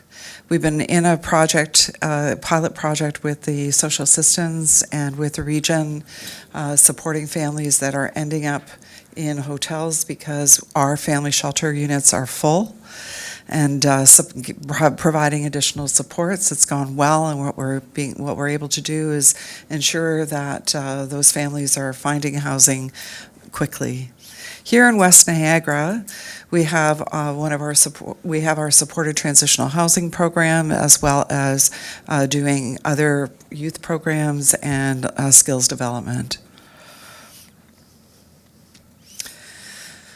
And then the other thing that we have been doing for the last 7 years is providing a residential program for women who've been victims of human trafficking, particularly around sex trafficking.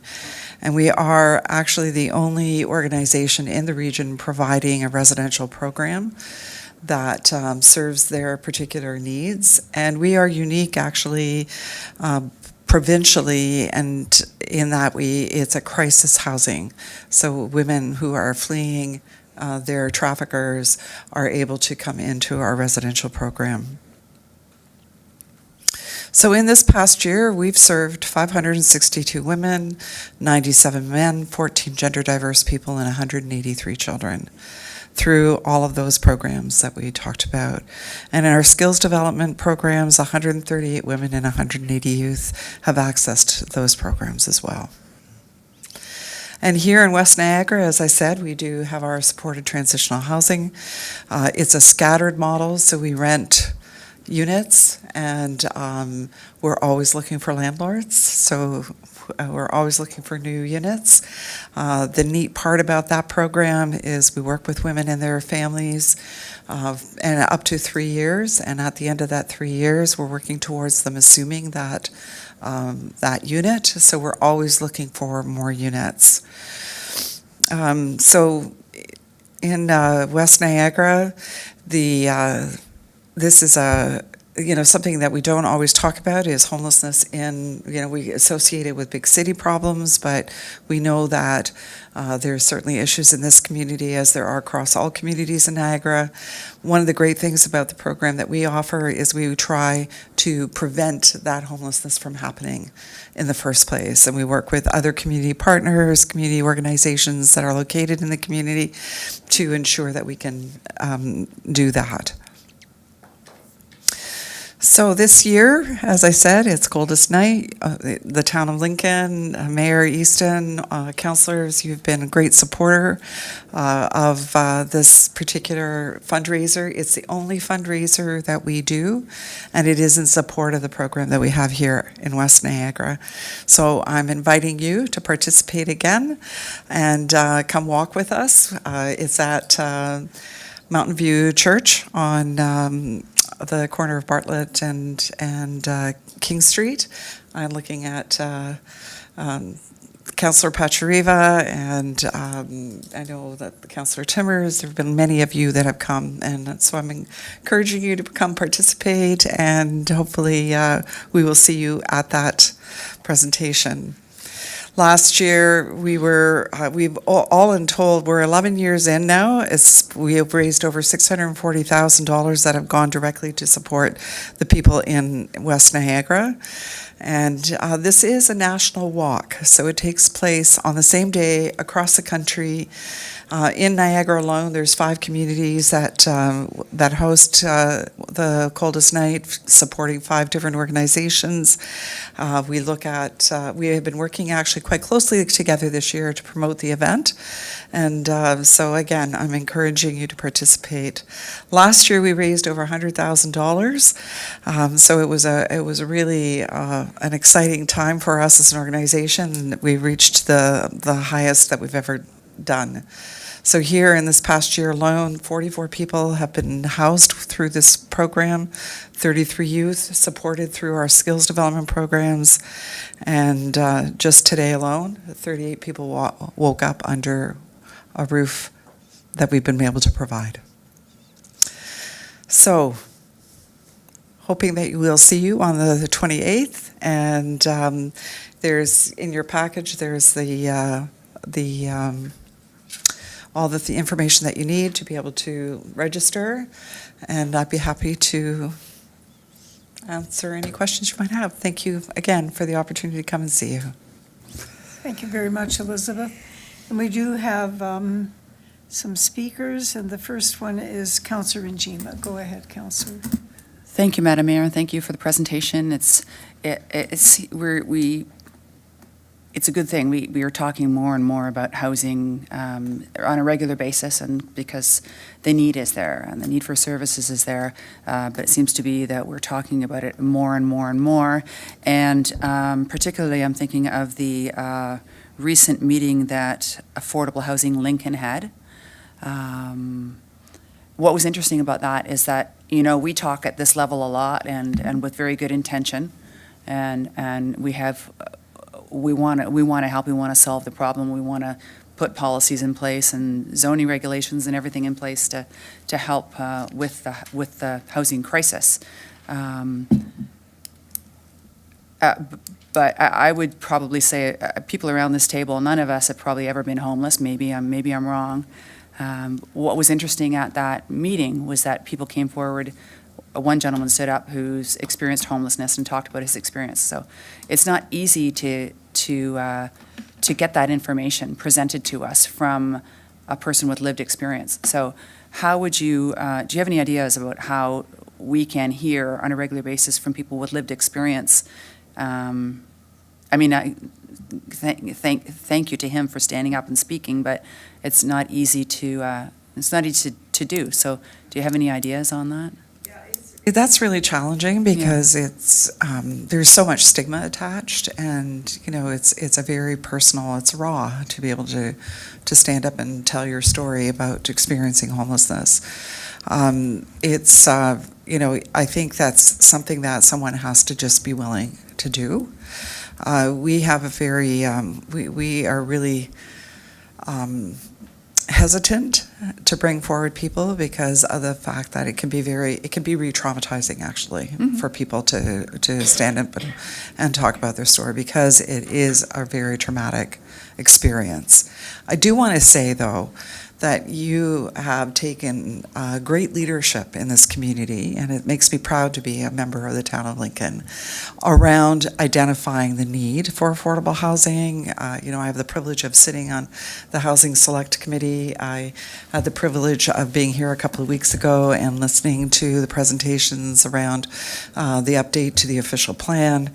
And it makes me very proud as a citizen of Lincoln to see how progressive you've been and how you've been very open, talking about the need for affordable housing, looking for information, looking for solutions, and it's been really lovely and also again, I think you're showing leadership in the Niagara region in terms of this. So thank you to all of you for that work. That's great to hear. I appreciate you saying that. I wanted to highlight, again, I know there's a lot of great work being done, there's a lot of compassion, but I know it was really impactful for me to hear a person's lived experience, and I think that's kind of what we're missing, and I'm not sure how to get around that, but I think if you can really hear somebody speaking from the heart about what they've gone through and what their family members have gone through with the people and just everything they're going through, I think it's impactful. Yeah. Not something that we get to hear about a lot, so you do. Yeah. And thank you again for coming and speaking. Appreciate that. Thank you, Councillor. And Councillor Mikulik, would you just come off for a second? Councillor Bernay, you can come back on. Councillor Bernay. Thank you, Madam Mayor. Thank you, Elizabeth, for being here. Have a question through you, Mayor Easton, with regards to the YW Safe House. So this council recently passed a motion that we sent to all levels of government, federal, provincial, RCMP, every policing agency, border security, et cetera, et cetera. So when I see that you're the only organization in Niagara that's directly dedicating, to the victims of this atrocities that are occurring, and I've heard you say many, many times coming to council over the years about funding and funding not flowing through. So it's great that you're doing this, but are you doing it through your existing budget, or have you got some funding to help you? Is this something we could be advocating when we get in front of provincial people at our conventions? I'm just wondering specifically about this YW Safe House.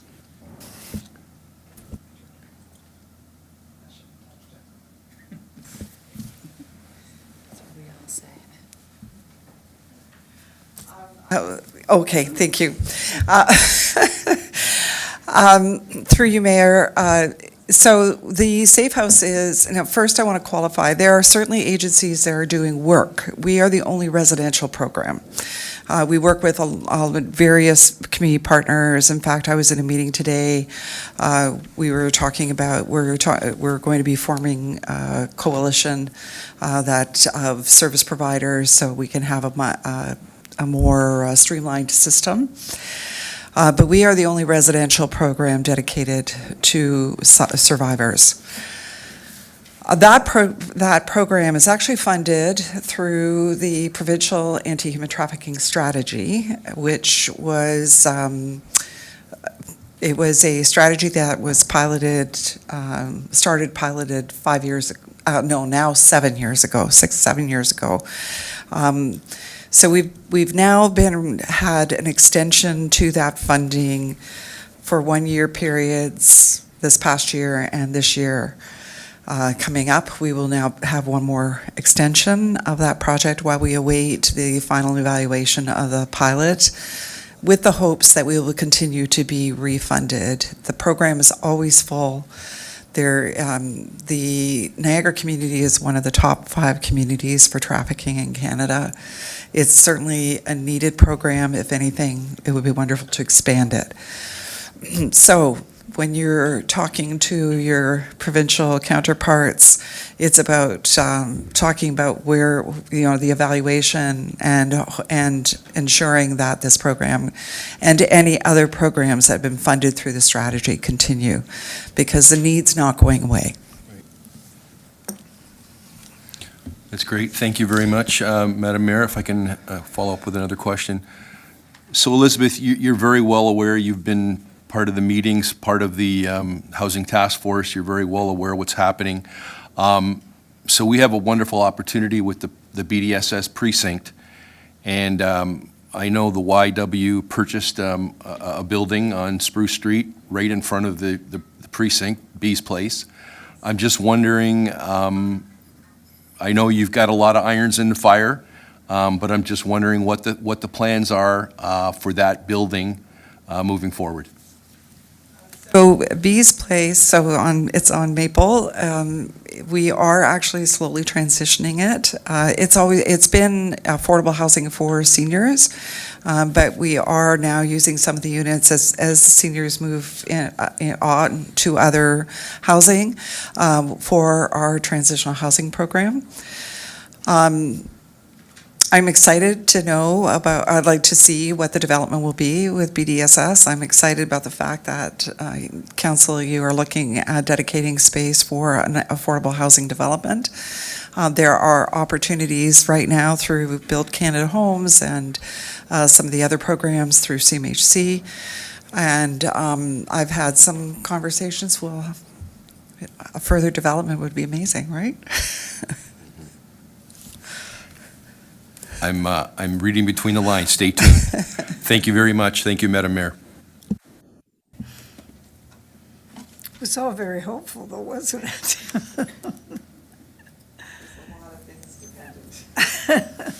Councillor Mikulik. Thank you very much. Through you to Elizabeth.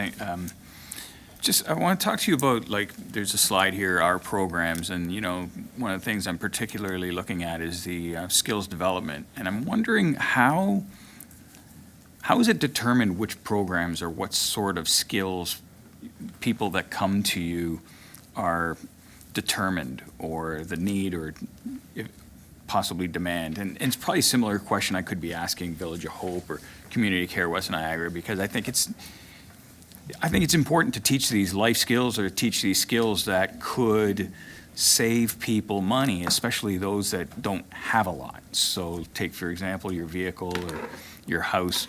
To pay somebody every time to do something, it's just expensive. So I'm curious, is there ever any consideration to working on those sorts of skills? It's interesting, through you, Mayor, that you're asking that question, because I actually just came out of a meeting before I came here. We are looking at a much more robust skills development program through our new project at Falls Manor in Niagara Falls, which will be employment skills. However, and anybody in any of our programs would be able to access that. It is part of the housing project that we're doing there. But in terms of our skills development, it's based on, some of it is based on identified need. So it can be even a group that are going to do work on financial literacy, early, healthy relationships, all kinds of programs like that. We are focusing more on employment and supporting employment programs. We're working with the YMCA actually right now, and they are an Employment Ontario provider, service provider. So we're introducing a new partnership with them to support anybody in our supported transitional housing programs as a conduit to their services. Understanding that our goal is, after the program, we want to see women and their families stay housed. We want them to, and to be able to stay housed.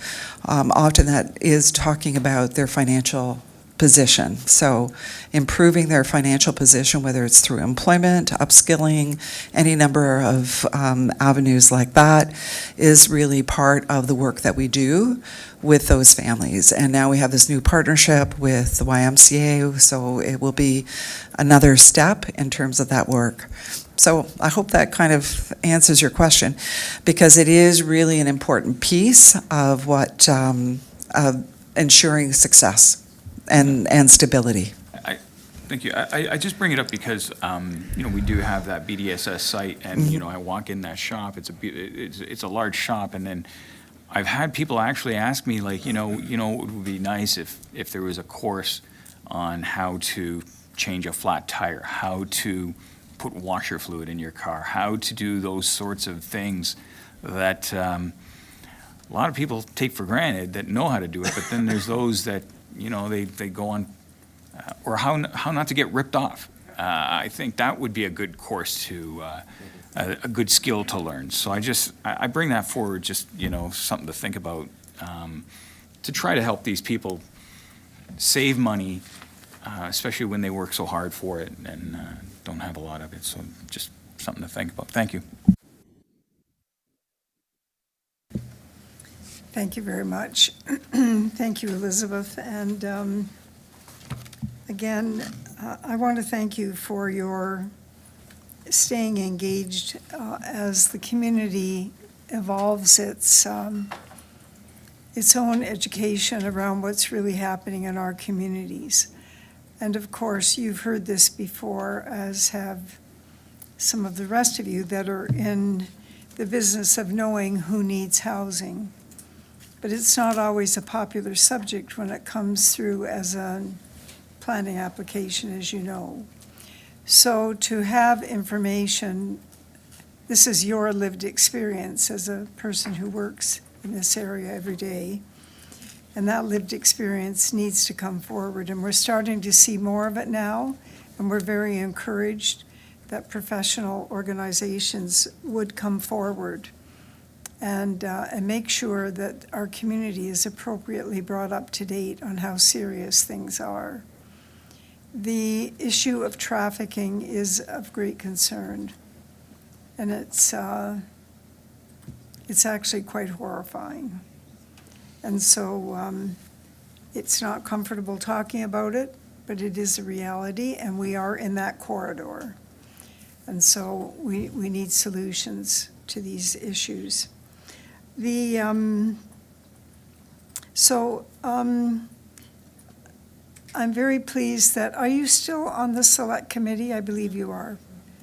And so I just wanted to let it be known that our CAO, Mike Kirkopoulos, is the CAO lead in the region on human trafficking with the municipalities, because there is a significant education program. I'll let CAO Mike talk about that.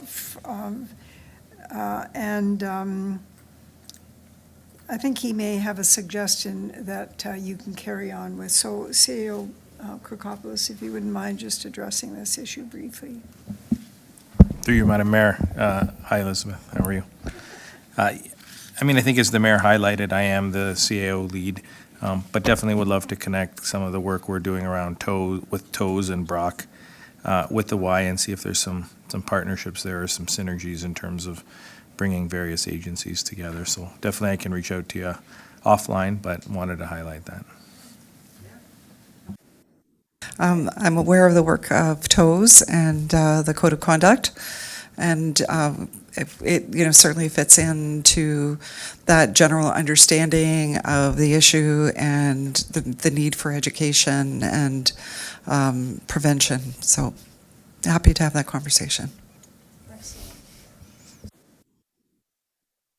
Anyone in the audience that doesn't have that formal relationship, or maybe you think you don't have the formal relationship, it is very important to keep these lines of communication going and to use whatever those avenues are that we can have conversations, to use them, and to ensure that all these subjects are discussed.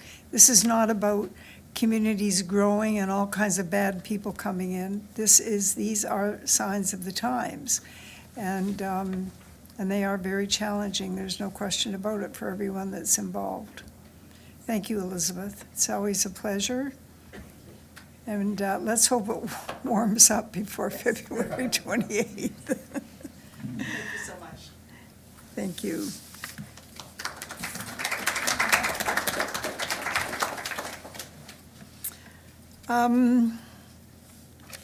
I have a motion moved by Councillor Reimer, seconded by Councillor Russell, that Council receive and file as information the following delegation regarding YWCA updates.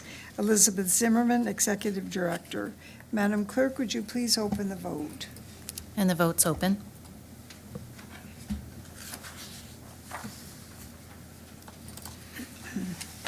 That carries. That motion is carried, and we move on now to item 10.5. And I want to thank everyone in the audience for waiting, because I think everything that you've heard tonight is very relevant, and I hope that you have found it a satisfactory way of spending an evening. I'd like to invite Cheryl Keddy-Scott, the CEO of Village of Hope, to come to the podium. Cheryl's going to provide us with an update on what's happening at the Village of Hope, and you may hear some familiar storylines from earlier this evening. And Joe, you're welcome as well. Are you participating? He will be participating. Joe is the executive director, so I asked him to step up here. Of course. Now, your board chair is not here this evening. No, he's Neil Orlando. Where is he? There. Oh, welcome. Very nice to have you here as well. Thank you. Okay, well, and if you have a few words to say, I'll give you a few moments for that as well. Okay, Cheryl. Thank you very much. Cheryl, go ahead. Thanks. I actually made notes because they told me I had 5 minutes. Anybody knows me knows I love to talk. We had a motion at the beginning, and we're allowing everyone to, for the time to be taken that people require, because these are very, very important issues. Yep, absolutely. In front of you all do have the annual report. We didn't put it up there, but I hope you all had a chance to look through it, so. A little challenged in that department. So good evening, Mayor Easton, councillors and staff and friends in the gallery. Thank you for listening to Village of Hope today, and more importantly, thank you for caring about our community. At Village of Hope Niagara, we believe strongly, but very powerfully, no one should be invisible in our community, and nobody should go without hope. Yet across West Niagara, poverty is not just a statistic. It is a daily reality. A parent choosing between rent and groceries. It is a senior living alone, stretched with rising costs. It is a young person unsure where they're going to sleep tonight. Poverty here does not always look dramatic like in the city, but it's persistent, it's growing, and it's deeply human. Yet the growing demand in our community is evident, and as Village of Hope looks towards 2026, one truth is clear: the demand for support in West Niagara is increasing. The cost of housing continues to rise faster than wages. Food insecurity is affecting working families, not just the unemployed. Mental health challenges, addictions, and isolation are all closely tied to poverty. Mental health challenges and isolation have been the number one key for our rising over the last few years. More people are asking for help, and many for the first time ever. What we are seeing is not just a lack of money, it's a lack of stability. It's a lack of connection and a loss of hope. And this is where Village of Hope steps in. Our vision for 2026 is not simply to respond to poverty. We are here to interrupt it. In 2026, Village of Hope Niagara envisions a community where immediate needs are met with dignity. Long-term pathways out of poverty are clear and yet supported. People are not just helped, but empowered.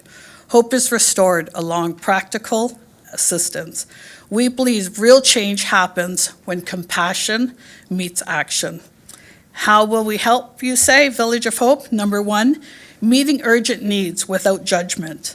Food, clothing, basic needs, and safe spaces are always the first step. When someone is in crisis, dignity matters. No one should feel ashamed for needing help. Village of Hope offers a safe hub for people to come, have a coffee, warm up, talk. We are all there to listen. All our volunteers do. Number two, focusing on stability, not just survival.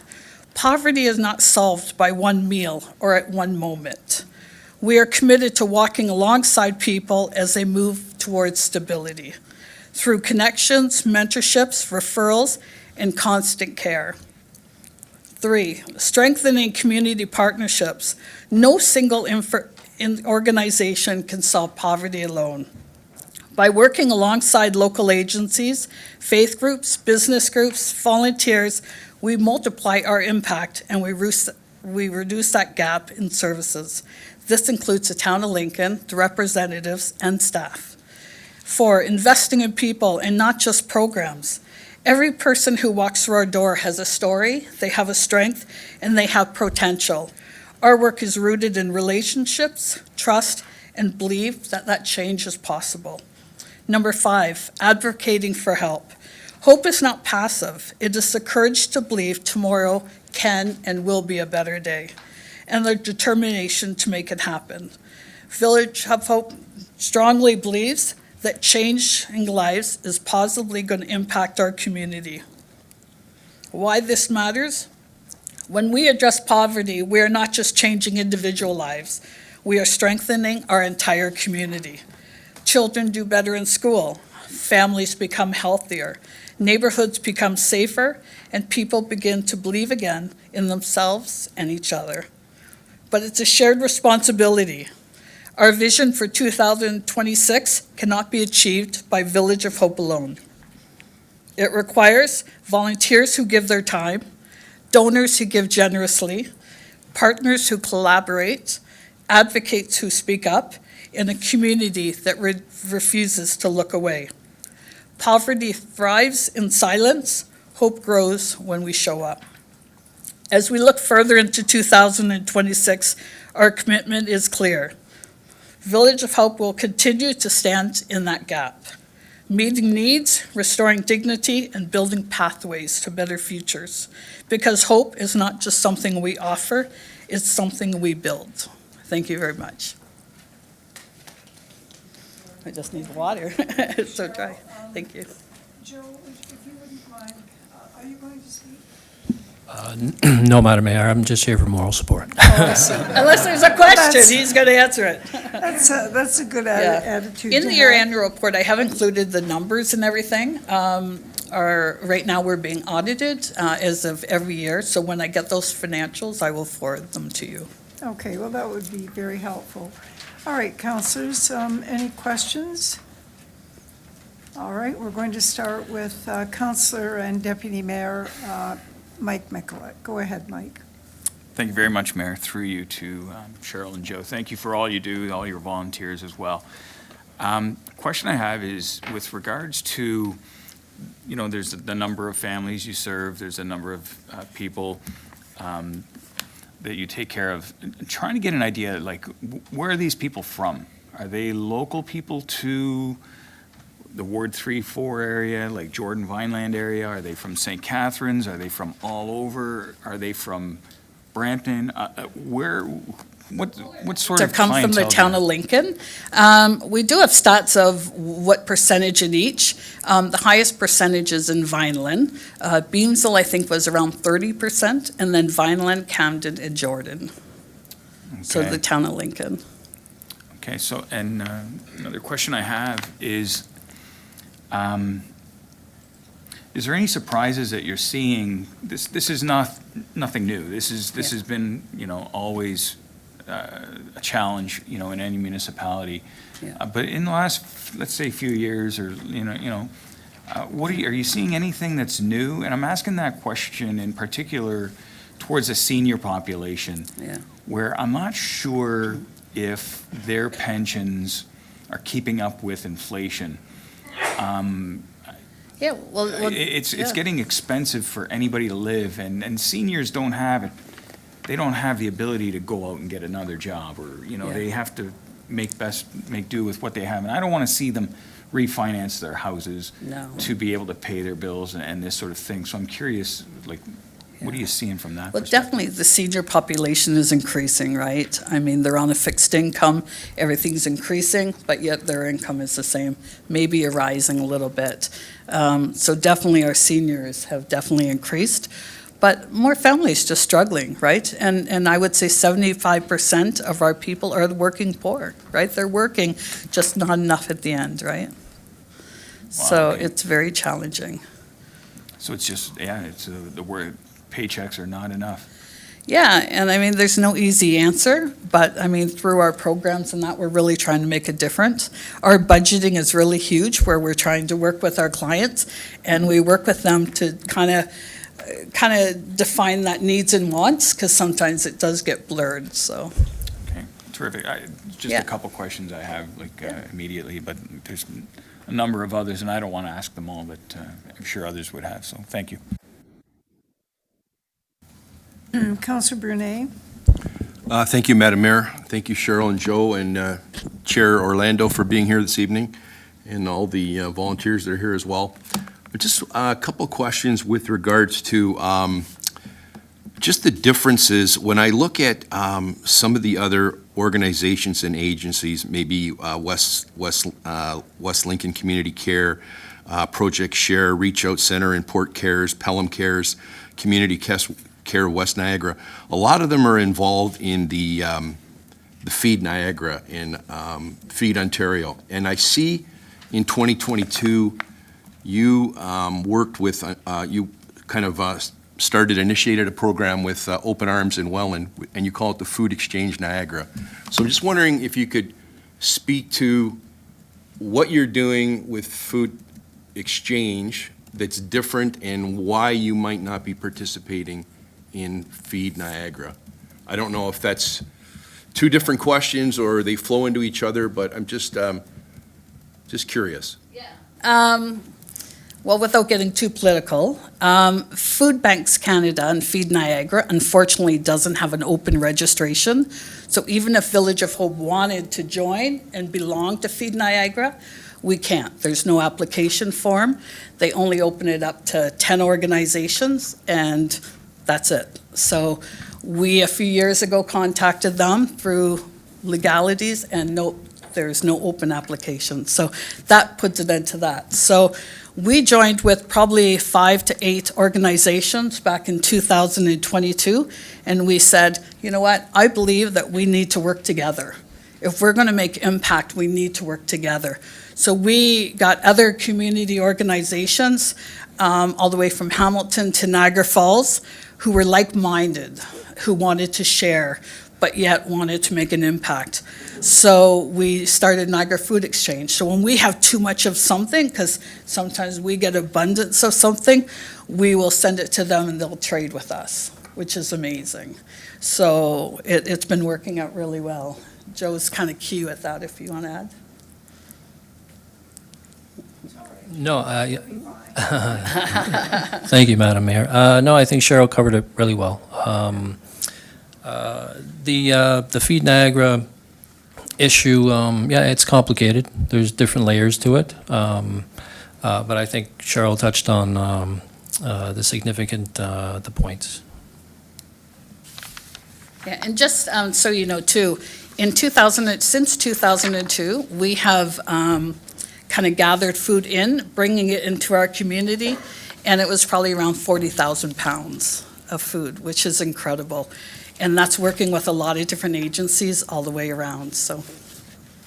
And that benefits our community, and not only does that benefit our community, it's reducing our waste, and it also gives our clients more variety, right? So it gives them, if we have too much crackers or something, and they have something we share, and then it's in return, it's giving our clients a benefit of it all, right? So. Second question, Madam Mayor, through you. Cheryl, so I looked in preparation for the meeting in your presentation. I really like the comment that you make in terms of your vision statement for 2026, where you say you want to strengthen community partnerships.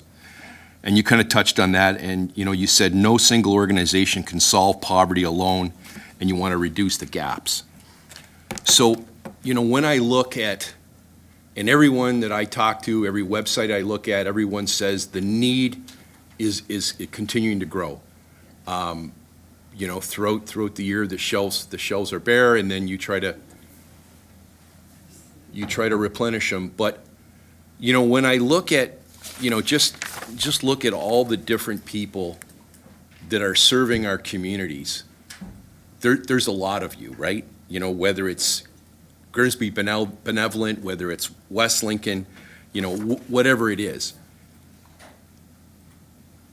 Do you feel like when you talk about that vision and what you want to do to strengthen relationships and going into 2026? Is there an opportunity for you to sit down with some of these groups to try to, collaboratively discuss, how you can maximize everyone's efforts? I absolutely love that question. I get that question all the time. And anybody that knows my board of directors, which many of them are here tonight, we have over 100 active volunteers. We have volunteers in the community. We were just given the gold recipient from Niagara Region because we work together with so many organizations. We truly believe, like, Village of Hope makes a difference, no doubt. But when you work together, you make an impact.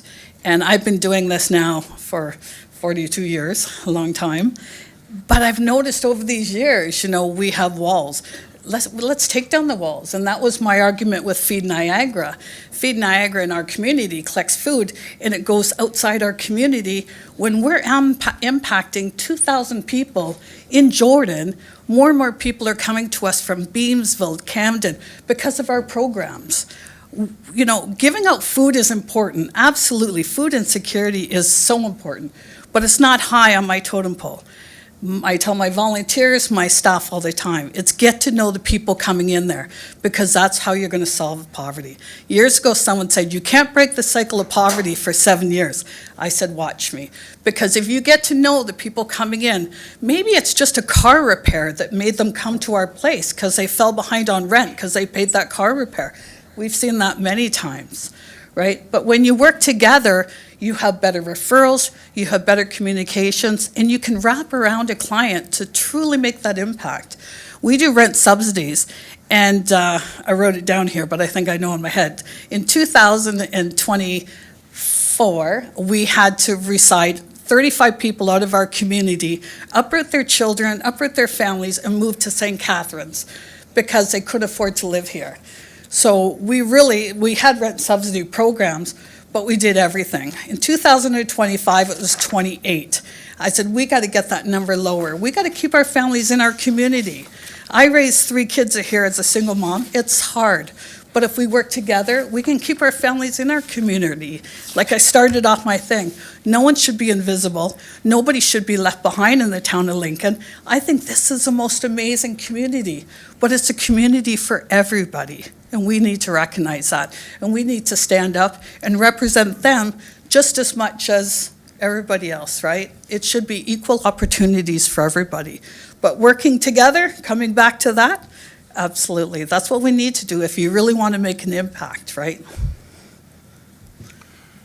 Great. Thank you very much for coming this evening. And I just wanted to say I had the opportunity, you invited council to come to your Christmas dinner that took place at the Calvary Gospel Church, and I had the opportunity to participate with that, and just to see the families that you served was truly amazing. So thank you for the work you do. Thank you for coming tonight.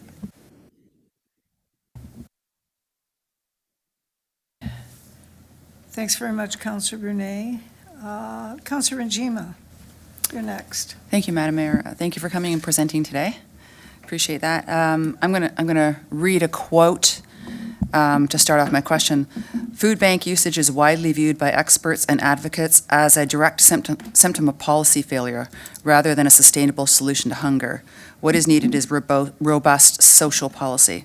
So we advocate regularly, as you've heard earlier on, to the province and to the federal government as well, but more the province, I would say, through relationships and directly, for example, at the Association of Municipalities of Ontario conference.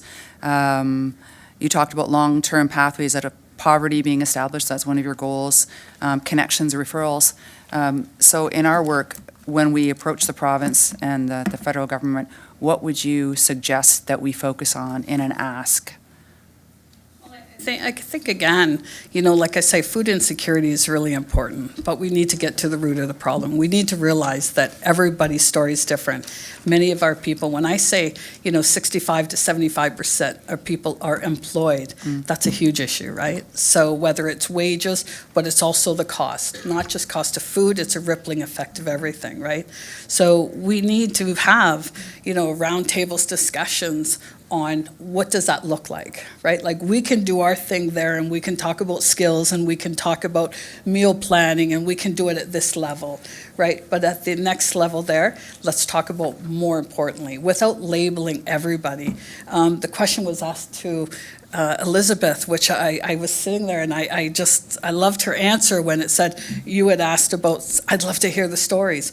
We hear the stories every day, and it's really hard because it's hard to tell those stories. It's hard to stand up and say, I lived in my car. Last year, we had 7 people living in their car, and we got them an apartment within 3 months out of their car. One had a baby within 2 months of not living in their car. Those people, it's hard to stand up. But at the next level, provincial, federally, we need to keep writing those letters. We need to keep advocating that everybody matters, right? So, I mean, there's no quick fix, but definitely when it comes to the government, they need to hear from us. And so if I can just ask a question of clarification, I agree with everything you said. What, if you had to pick one thing and ask, a specific ask, what would have the most impact on the people that you serve?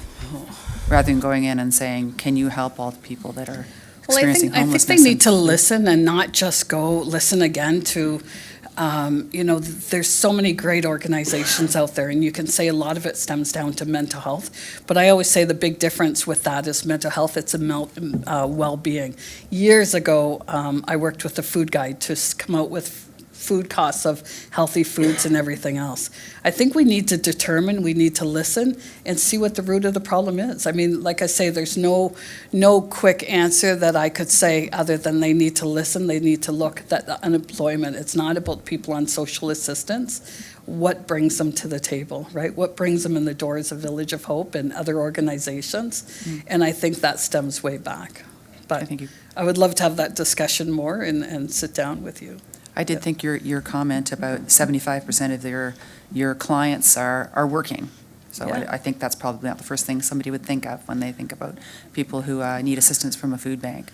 Yeah, it's again, it comes back to stigma, right? I mean, I've heard that word for 30 years, and I think we've come a long ways working on stigma when it comes to mental health and mental well-being. I think we've really established the difference of that, but it's still ongoing, and we have a long road ahead of us. But I think, like I say, it's not one organization, it's everybody from the town to staff to the volunteers. We all make a difference, but when we work together, we make an impact, and that's what Village of Hope is about. Thank you. Thank you, Madam Mayor. Thank you, Councillor Najima, and Councillor Pachariva. Yeah, thanks, Your Worship. Cheryl, thanks for coming. Thanks for bringing your crew with you. Thanks for the material, too. Like Councillor Bernay, I had a chance to go through it. Wanted to ask you, a few years ago, you pivoted just from Village of Hope to Village of Hope Niagara. Was that to reflect your food exchange program, or wondered what the rationale was behind that? You know what? No, that was actually a board decision. We've always been Village of Hope Niagara, but, when we were first doing, we just kept saying Village of Hope. And I think it was under Board Chair Neil Orlando said, our official name is Village of Hope Niagara, and that's what we went with. And we reach out across. What we're doing now is because we have a huge referral, we have our community liaison, Thomas Scott, and assistant for the store, Dylan here. And so they've been going to do tours and to other things all the way from Niagara Falls to the Buchanan House. They're going to some other organizations in Niagara Falls because we want to see when we have referrals that those are the proper referrals. So we do affect all of Niagara. I mean, the region did give us the gold award because we do impact all of Niagara. Okay. And second question, if I may, Your Worship. So looking at your clients and the breakdown, and so 20 and 21, as we all know, we saw increases due to the pandemic, right, which was kind of frightening. 23, 24 remain constant. What did you experience last year? After the pandemic, I was like, we never closed our door once. I think we ended up staying extended. Even public health during the pandemic said, you can't stay open. And I said, if we're not essential, tell me what we are. And I was the first one to jump, when masks came off, I was like, great, we're going to see our numbers go down. And then all of a sudden, everything started to go up. Yeah. And yes, I think it started off with the housing, the rent. It was really challenging. I think now it comes down to, it's kind of a whole gamut. It's so hard to say. It's not just rent. It's not just this. It's everybody is struggling. Yeah. You look at how many of our families are one parent income. right? It's challenging when you have one income coming in and your rent is, average of $2,300 for a two-bedroom in our community. So it's really challenging that. So there's no clear answer to who's coming to us, just that they're really struggling. And people are coming to us that used to donate to us, and that's really hard. And being somebody who has lived in this community all my life, it's a lot of people coming in that I know, or new people that move to our community and saying, I don't know where to turn, and they come to us. Because sometimes it's not just for food. Sometimes they just need to come, have some place to go. You have your warming centers. We've always opened Village of Hope up as a warming center, so we get quite a few people. They love our bistro, and volunteers bake every Monday and Wednesday, so a lot of them come in for that. So, yeah. Okay. And third question, Your Worship, if I may.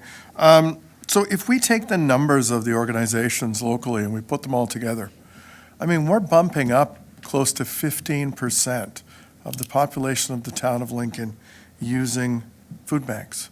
And the numbers, I mean, if you look at Food Banks Canada and I mean, you're corroborating it, 68% of the clients are actively employed.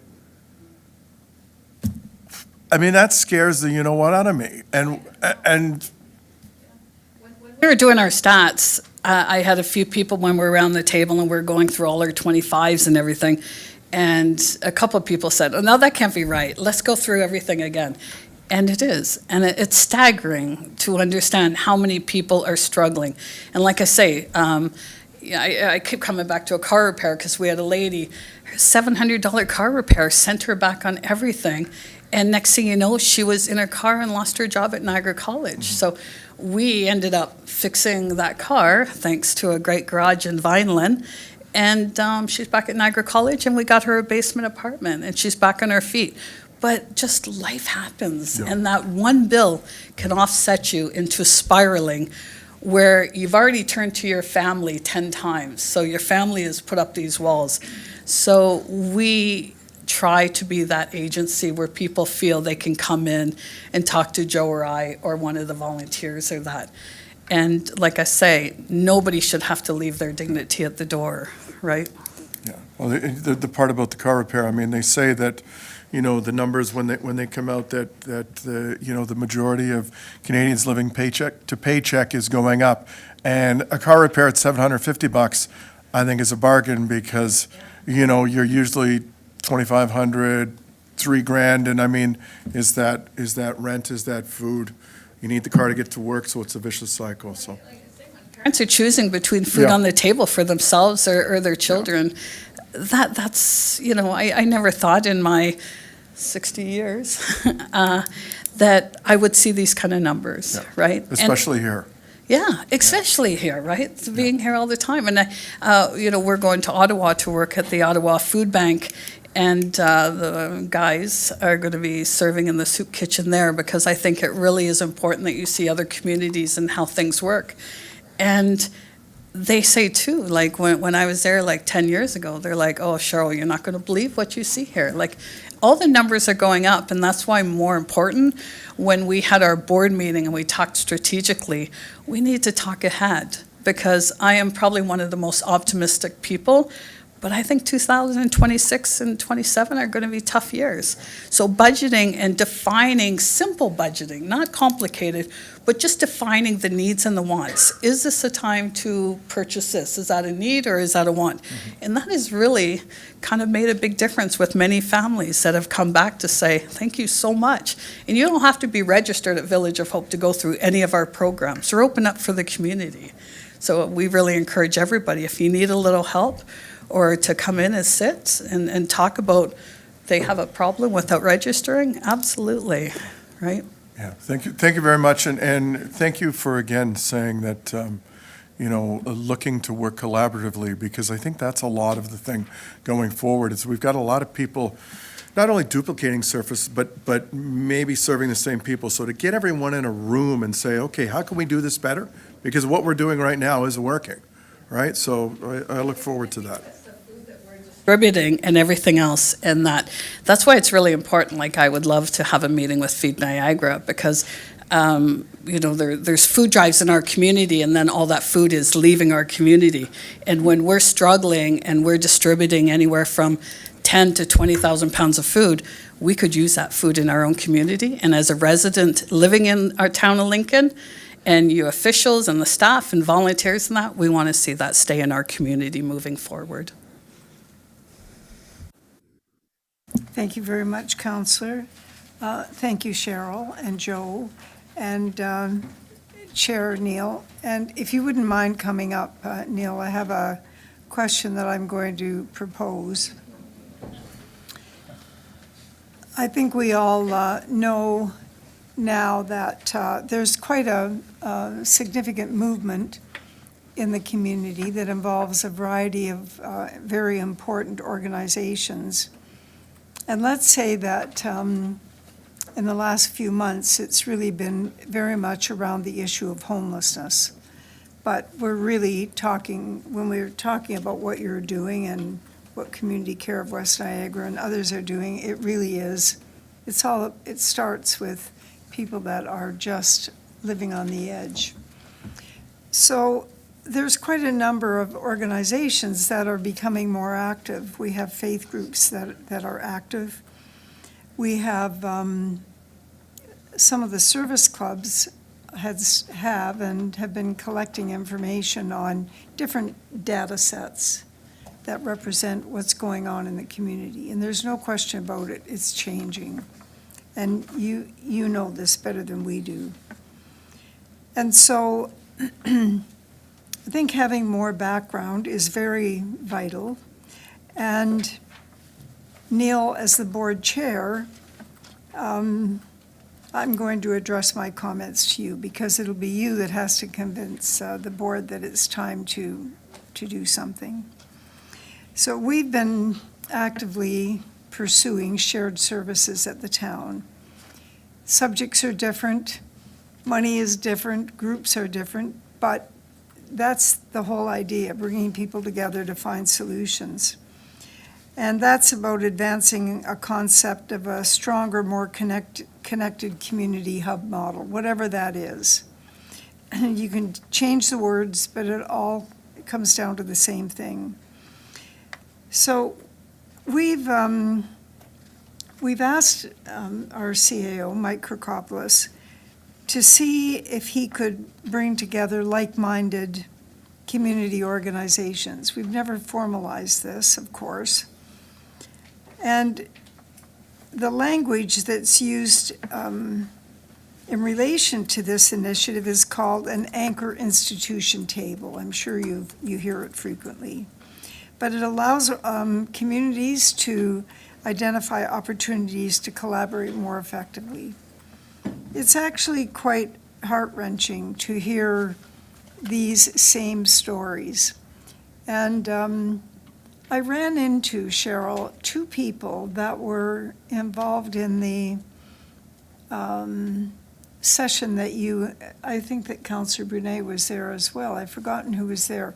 But I actually ran into two of the people because their children were involved in other organizations. I remember them telling their stories that afternoon and what they were up against. But somehow, they never, didn't share anything more about that. The man was eager to introduce himself to me and to tell me that's where we had met. But obviously, he's on a different course now because I see him frequently, and the fact that he has the energy and the strength to support his children tells me that things have changed for them. So we know that there's all kinds of organizations. I mean, when I look at the matrix, there's a matrix that we look at the region, and when you look at that matrix, you see all the organizations that are involved in essentially the same 20 or 30 items. This is the Niagara Community Care, St. Catharines and Thurl. This is their hub of integrated services. Take this and bring it down to something that you can barely read, and that's what the matrix looks like for the whole region. It's absolutely astounding. So we can't leave here tonight without, and we have lots of people here from Community Care. Carol Frewer is here. Chair is here, Mr. Reimer. We can do better. So let's see, we'll challenge Mike again to bring organizations together and find out who will come and how that conversation can start. So I'm asking the CEO tonight on behalf of council to reach out to you and other partners in this service area only, and people that are doing similar work, including food banks, but also that range of children and family service programs. And if you listen to what Elizabeth Zimmerman had to say tonight, you may even have to stretch it further because they're seeing a different population. And I've sat in their waiting room with a woman, I've forgotten where she was from, and the two of us had a conversation on her telephone because she could translate one of the African dialects, and we were able to have a conversation. She was able to tell me what it was like for her daughter, who was actually on her way back from school. She was just waiting for her. But I mean, my exposure to these things is very minimal. So, Mr. CAO, if you would connect with the board chairs and the leadership teams of these organizations, arrange a meeting, explore synergies, including how we can coordinate services and share information, reduce duplication where it's possible, and that may be, these may be sticking points, but I'm not putting any value on anything. I think there's an expectation that change has to take place, and ultimately work better together for the benefit of our residents. I thank you all of you, for everything that you do and the impact that you have in our community. I don't know how people could get along without it. They're certainly not going to be able to get along in the future if we don't have a very good model to deliver from. And so, if you're willing, Mr. Chair,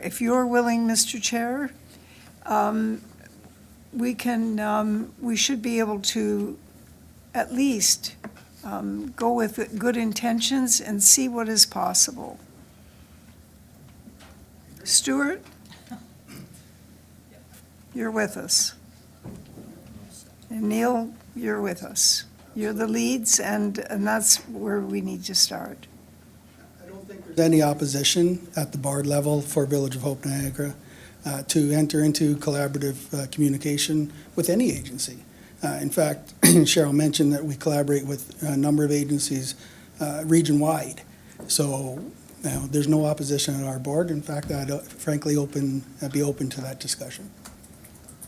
Okay. I'm not putting any qualifying comments on what you have to accomplish. That's not the point. The point is to get people talking. Mr. CAO, do you have any comments? Through you, Madam Mayor, probably not at this point. I mean, I know Neil well. It's nice to see you again. I'll definitely reach out. I think, as you've said, as council has said, there's absolutely an opportunity to align government, but also the agencies and community partners around some long-term solutions. So I know everybody around the table. I often talk to many of you on different issues, and so look forward to reaching out and engaging. Thank you very much. Thank you all very much. Thank everyone for coming this evening.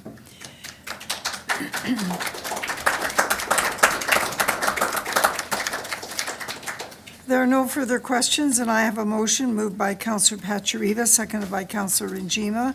The council receive and file as information the following delegation regarding Village of Hope updates. Cheryl Keddy-Scott, CEO.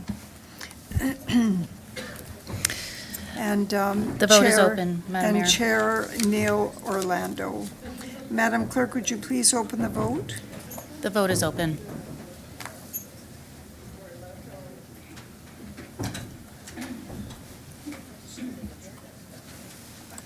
That carries. The motion is carried. Thank you, everyone. And Councillor will now take a recess for 5 minutes. We'll call it 1:45.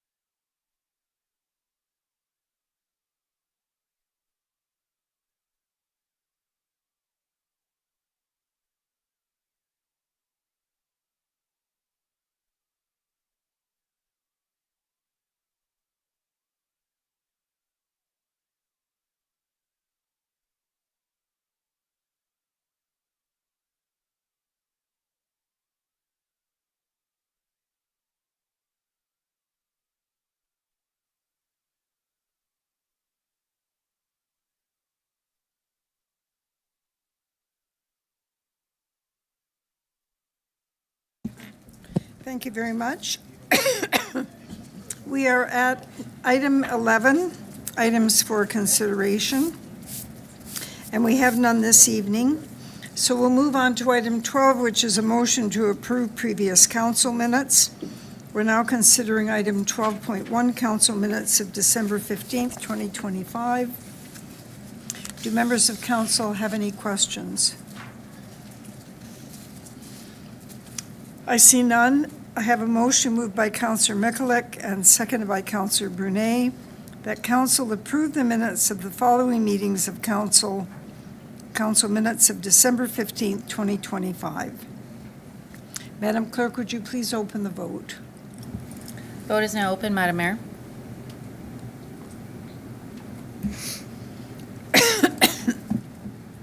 And that carries. The motion carries. Item 13 is recommendations from standing committees, and we are now considering the following Committee of the Whole minutes of January the 21st, 2026. Do members of council have any questions? I see none. I have a motion moved by Councillor Murray, seconded by Councillor Timmers, that council approve the following recommendations from standing committees. Committee of the Whole minutes of January the 21st, 2026.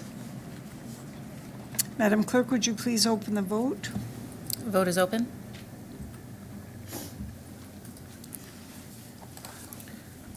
Close that vote, and that carries, Madam Mayor. Thank you. The motion carries, and we are now at item 14, which is notice of motion, and there are none that have been indicated. And item 15 is reports of municipal officers, and we're going to consider 15.1 report PW-02-26, Blizzard Drive Road Closure Bylaw, and the Director of Public Works will provide comments. Director Graham, would you please go ahead? Thank you, Madam Mayor and members of council. This report before you this evening pertains to approving a road closure bylaw for a portion of Blizzard Drive that has actually been physically closed to vehicular traffic for a number of years due to shoreline erosion and impacting the road. This bylaw is required as part of the road closure process that will finally allow the town to move forward with implementing a proper and safe road turnaround for fire trucks, service vehicles, and motorists in general, and at the east end of Blizzard Drive.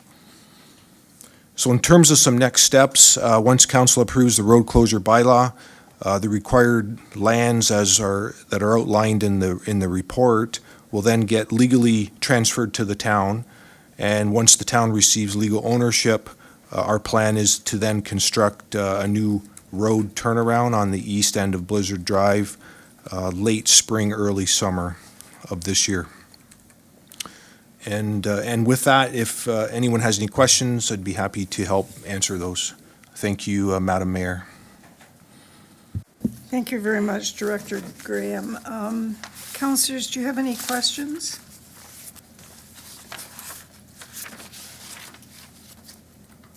All right, there being none, I have a motion moved by Councillor Brunet and seconded by Councillor Pachariva that council receive and file for information report PW-02-26 regarding Blizzard Drive Road Closure Bylaw, and that council approve the draft bylaw attached as Appendix C to the report, and that the mayor and town clerk be authorized to execute all necessary documents. Madam Clerk, would you please open the vote? Vote is now open.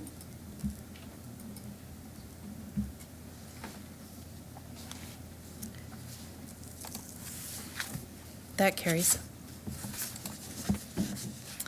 That motion is carried. The next item on the agenda is item 15.2, the mayor's report. I believe that earlier this evening, as the councilors were reporting on places that we had been and associations that we had been connected with, that I don't have anything to report in terms of meetings that I've attended. However, I would like to just bring you quickly up to date on the last item that Tony Brunet, Councillor Brunet brought up regarding the Great Lakes. The annual meeting of the Great Lakes cities and St. Lawrence River region is going to be held in May in Hamilton, so it'll be very easy to get to. And I wanted to let you know that we met a week and a half ago, and I wanted to familiarize you with some of the priorities. Each year, there's a list of priorities that are American in nature and Canadian in nature. So these, I'll just briefly give you the first lines. I'm giving it to you because I'm hoping that it will entice you to attend this conference once you hear some of these subjects. The Great Lakes and St. Lawrence Cities Initiative calls on the Government of Canada to support the following priorities to safeguard the economic prosperity and environmental health of Great Lakes and St. Lawrence River region communities. The first one is to build the Fresh Coast Economic Corridor in the Great Lakes and St. Lawrence River region. And this goes as deep as preserving the Canada-United States-Mexico agreement. Now, as we all know, these are not municipal matters, but they are matters that are taken up by other organizations who associate themselves with the Great Lakes cities. There are answers that will be asked, resolutions that will be passed to make sure that the resiliency of anybody, any municipality along the Great Lakes is protected.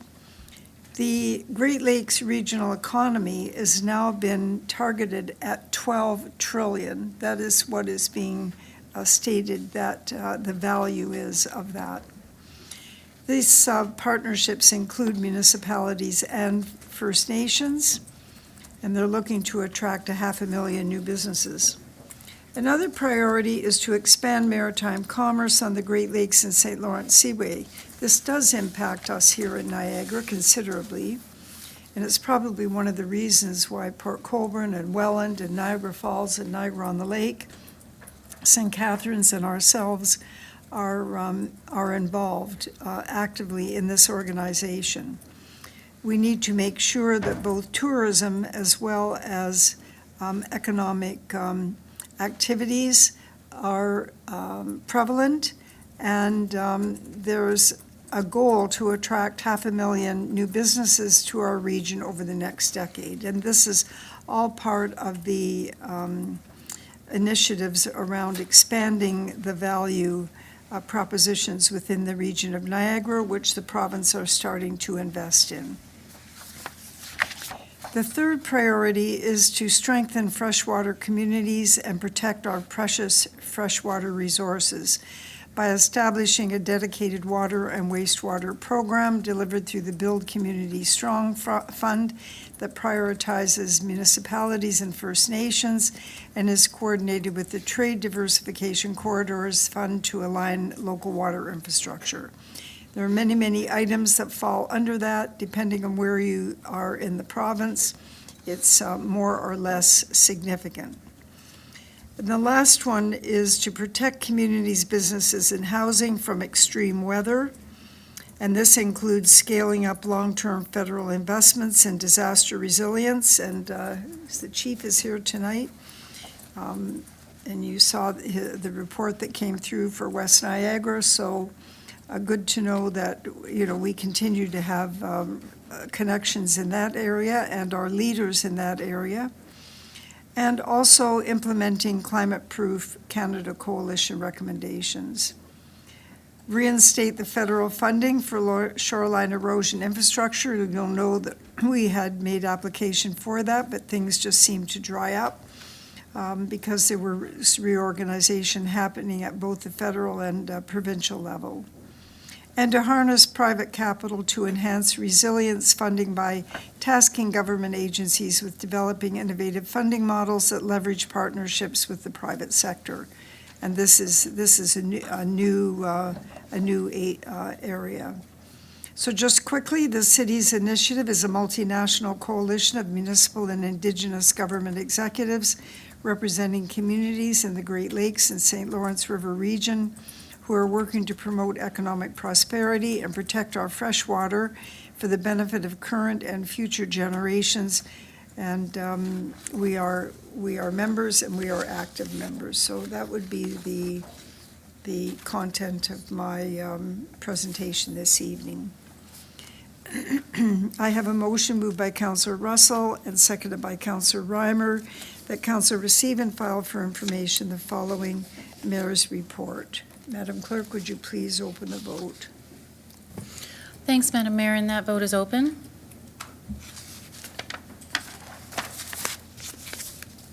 And that carries. Thank you. The motion is carried. Item number 16, thank you very much for coming. Thank you. Motion to consider confidential matters. We will now consider agenda item 16, a motion to consider confidential items. Before I read the motion and we move into closed, I would like to explain what will happen for those watching this meeting online. First, there will be a closed session statement that the clerk will go through for staff that will be attending the closed session remotely. And once that's completed, we will move on with the motion to move into closed. Staff will be turning off the live webcast during the closed portion of the meeting. And once we have completed the closed portion of the meeting, we will resume with the live webcast and carry on with the public portion of the meeting, and we'll read the motions in public session. I have a motion moved by Councillor Pachariva, seconded by Councillor Murray. Madam Mayor, just before we go into that, I just want to reiterate that we don't have any staff that will be attending remotely, so I will not be reading that closed session statement, but please go ahead with the motion. Thank you. All right, that's good, and we have all of our councillors are in the chambers. So I have a motion moved by Councillor Pachariva, seconded by Councillor Murray. Under Section 239 of the Municipal Act, notice is hereby given that council adjourn to closed session in order to address item 16.1 as follows. Pursuant to the Municipal Act, Section 239(2)F, advice that is subject to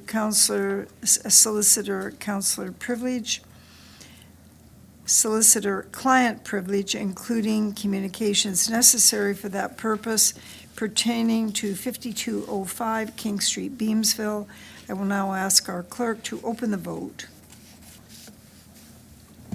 And the vote's open.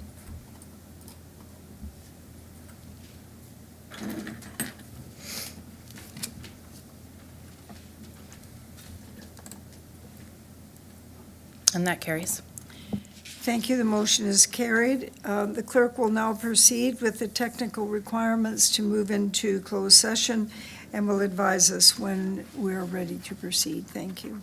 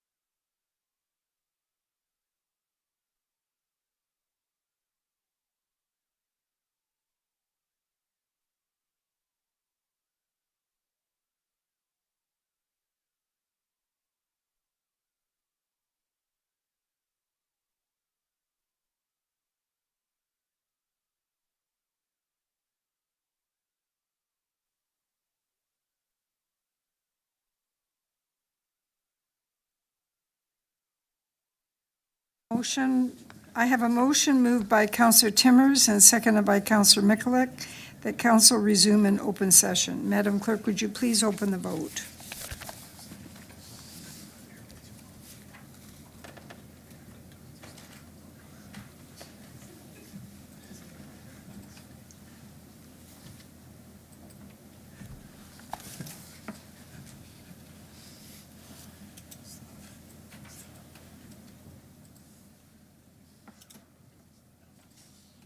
That carries. All right, the motion is carried.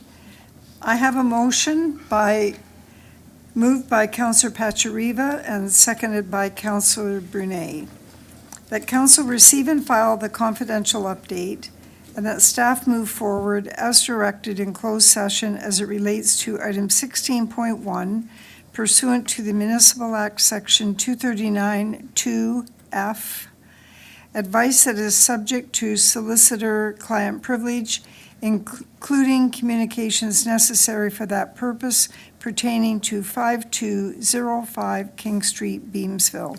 Madam Clerk, would you please open the vote? Vote is open.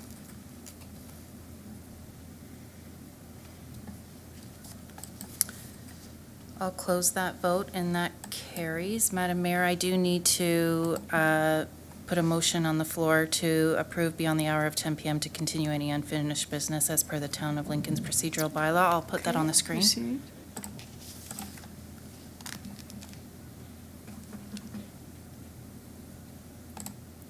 And the vote is open. I'll close that vote, and that carries. All right, the motion is carried, and we move on to item 17, which is the motion to approve bylaws, and we have 13 bylaws for consideration today. Do members have any questions? And I'm assuming that everybody received the summary.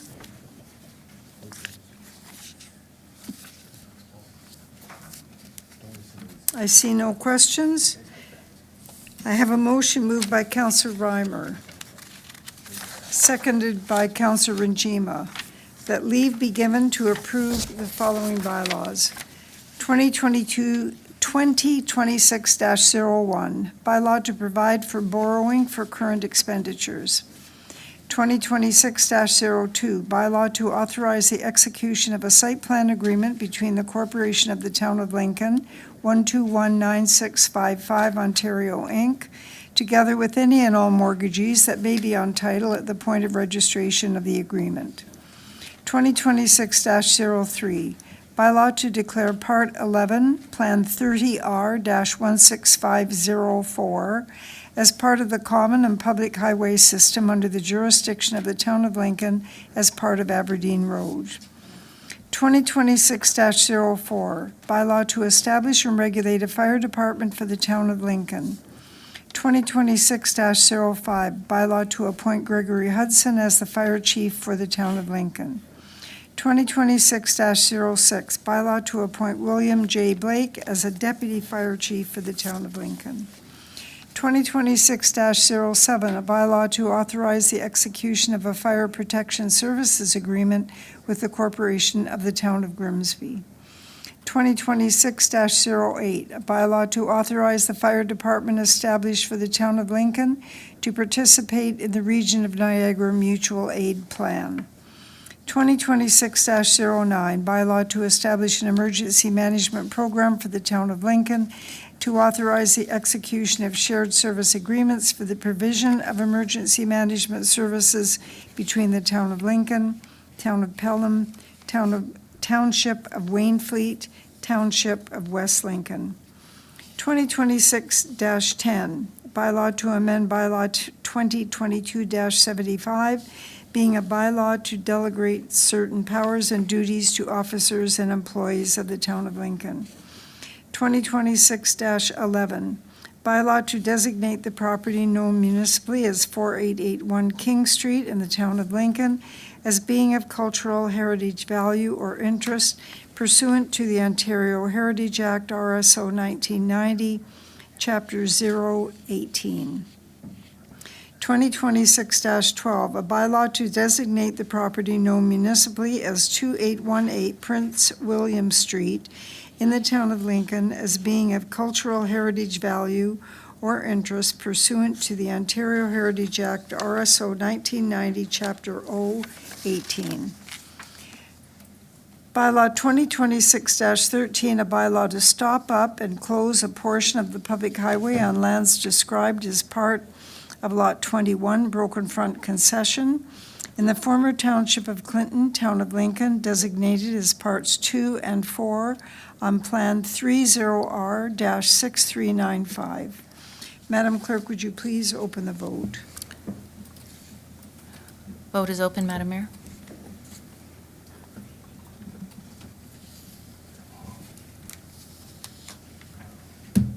Councillor Micklek? Thank you. And that carries.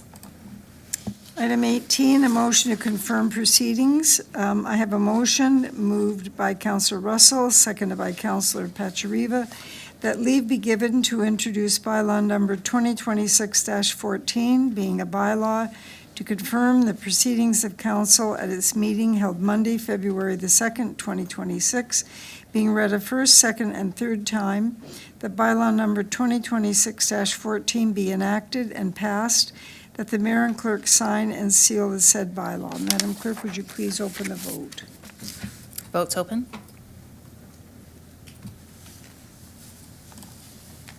And that carries. The motion is carried. I have a motion. Pardon me, item 19. Before we motion to adjourn the meeting, do members have any comments? There being none, I have a motion moved by Councillor Rinjima, seconded by Councillor Murray, that the council meeting on February the 2nd, 2026 be adjourned at 22:27 hours. Madam Clerk, would you please open the vote? Vote's open.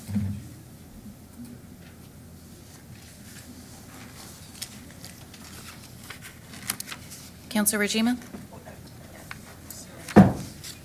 Thank you. That carries. Thank you, and thank you, everyone. This concludes our council meeting for this evening.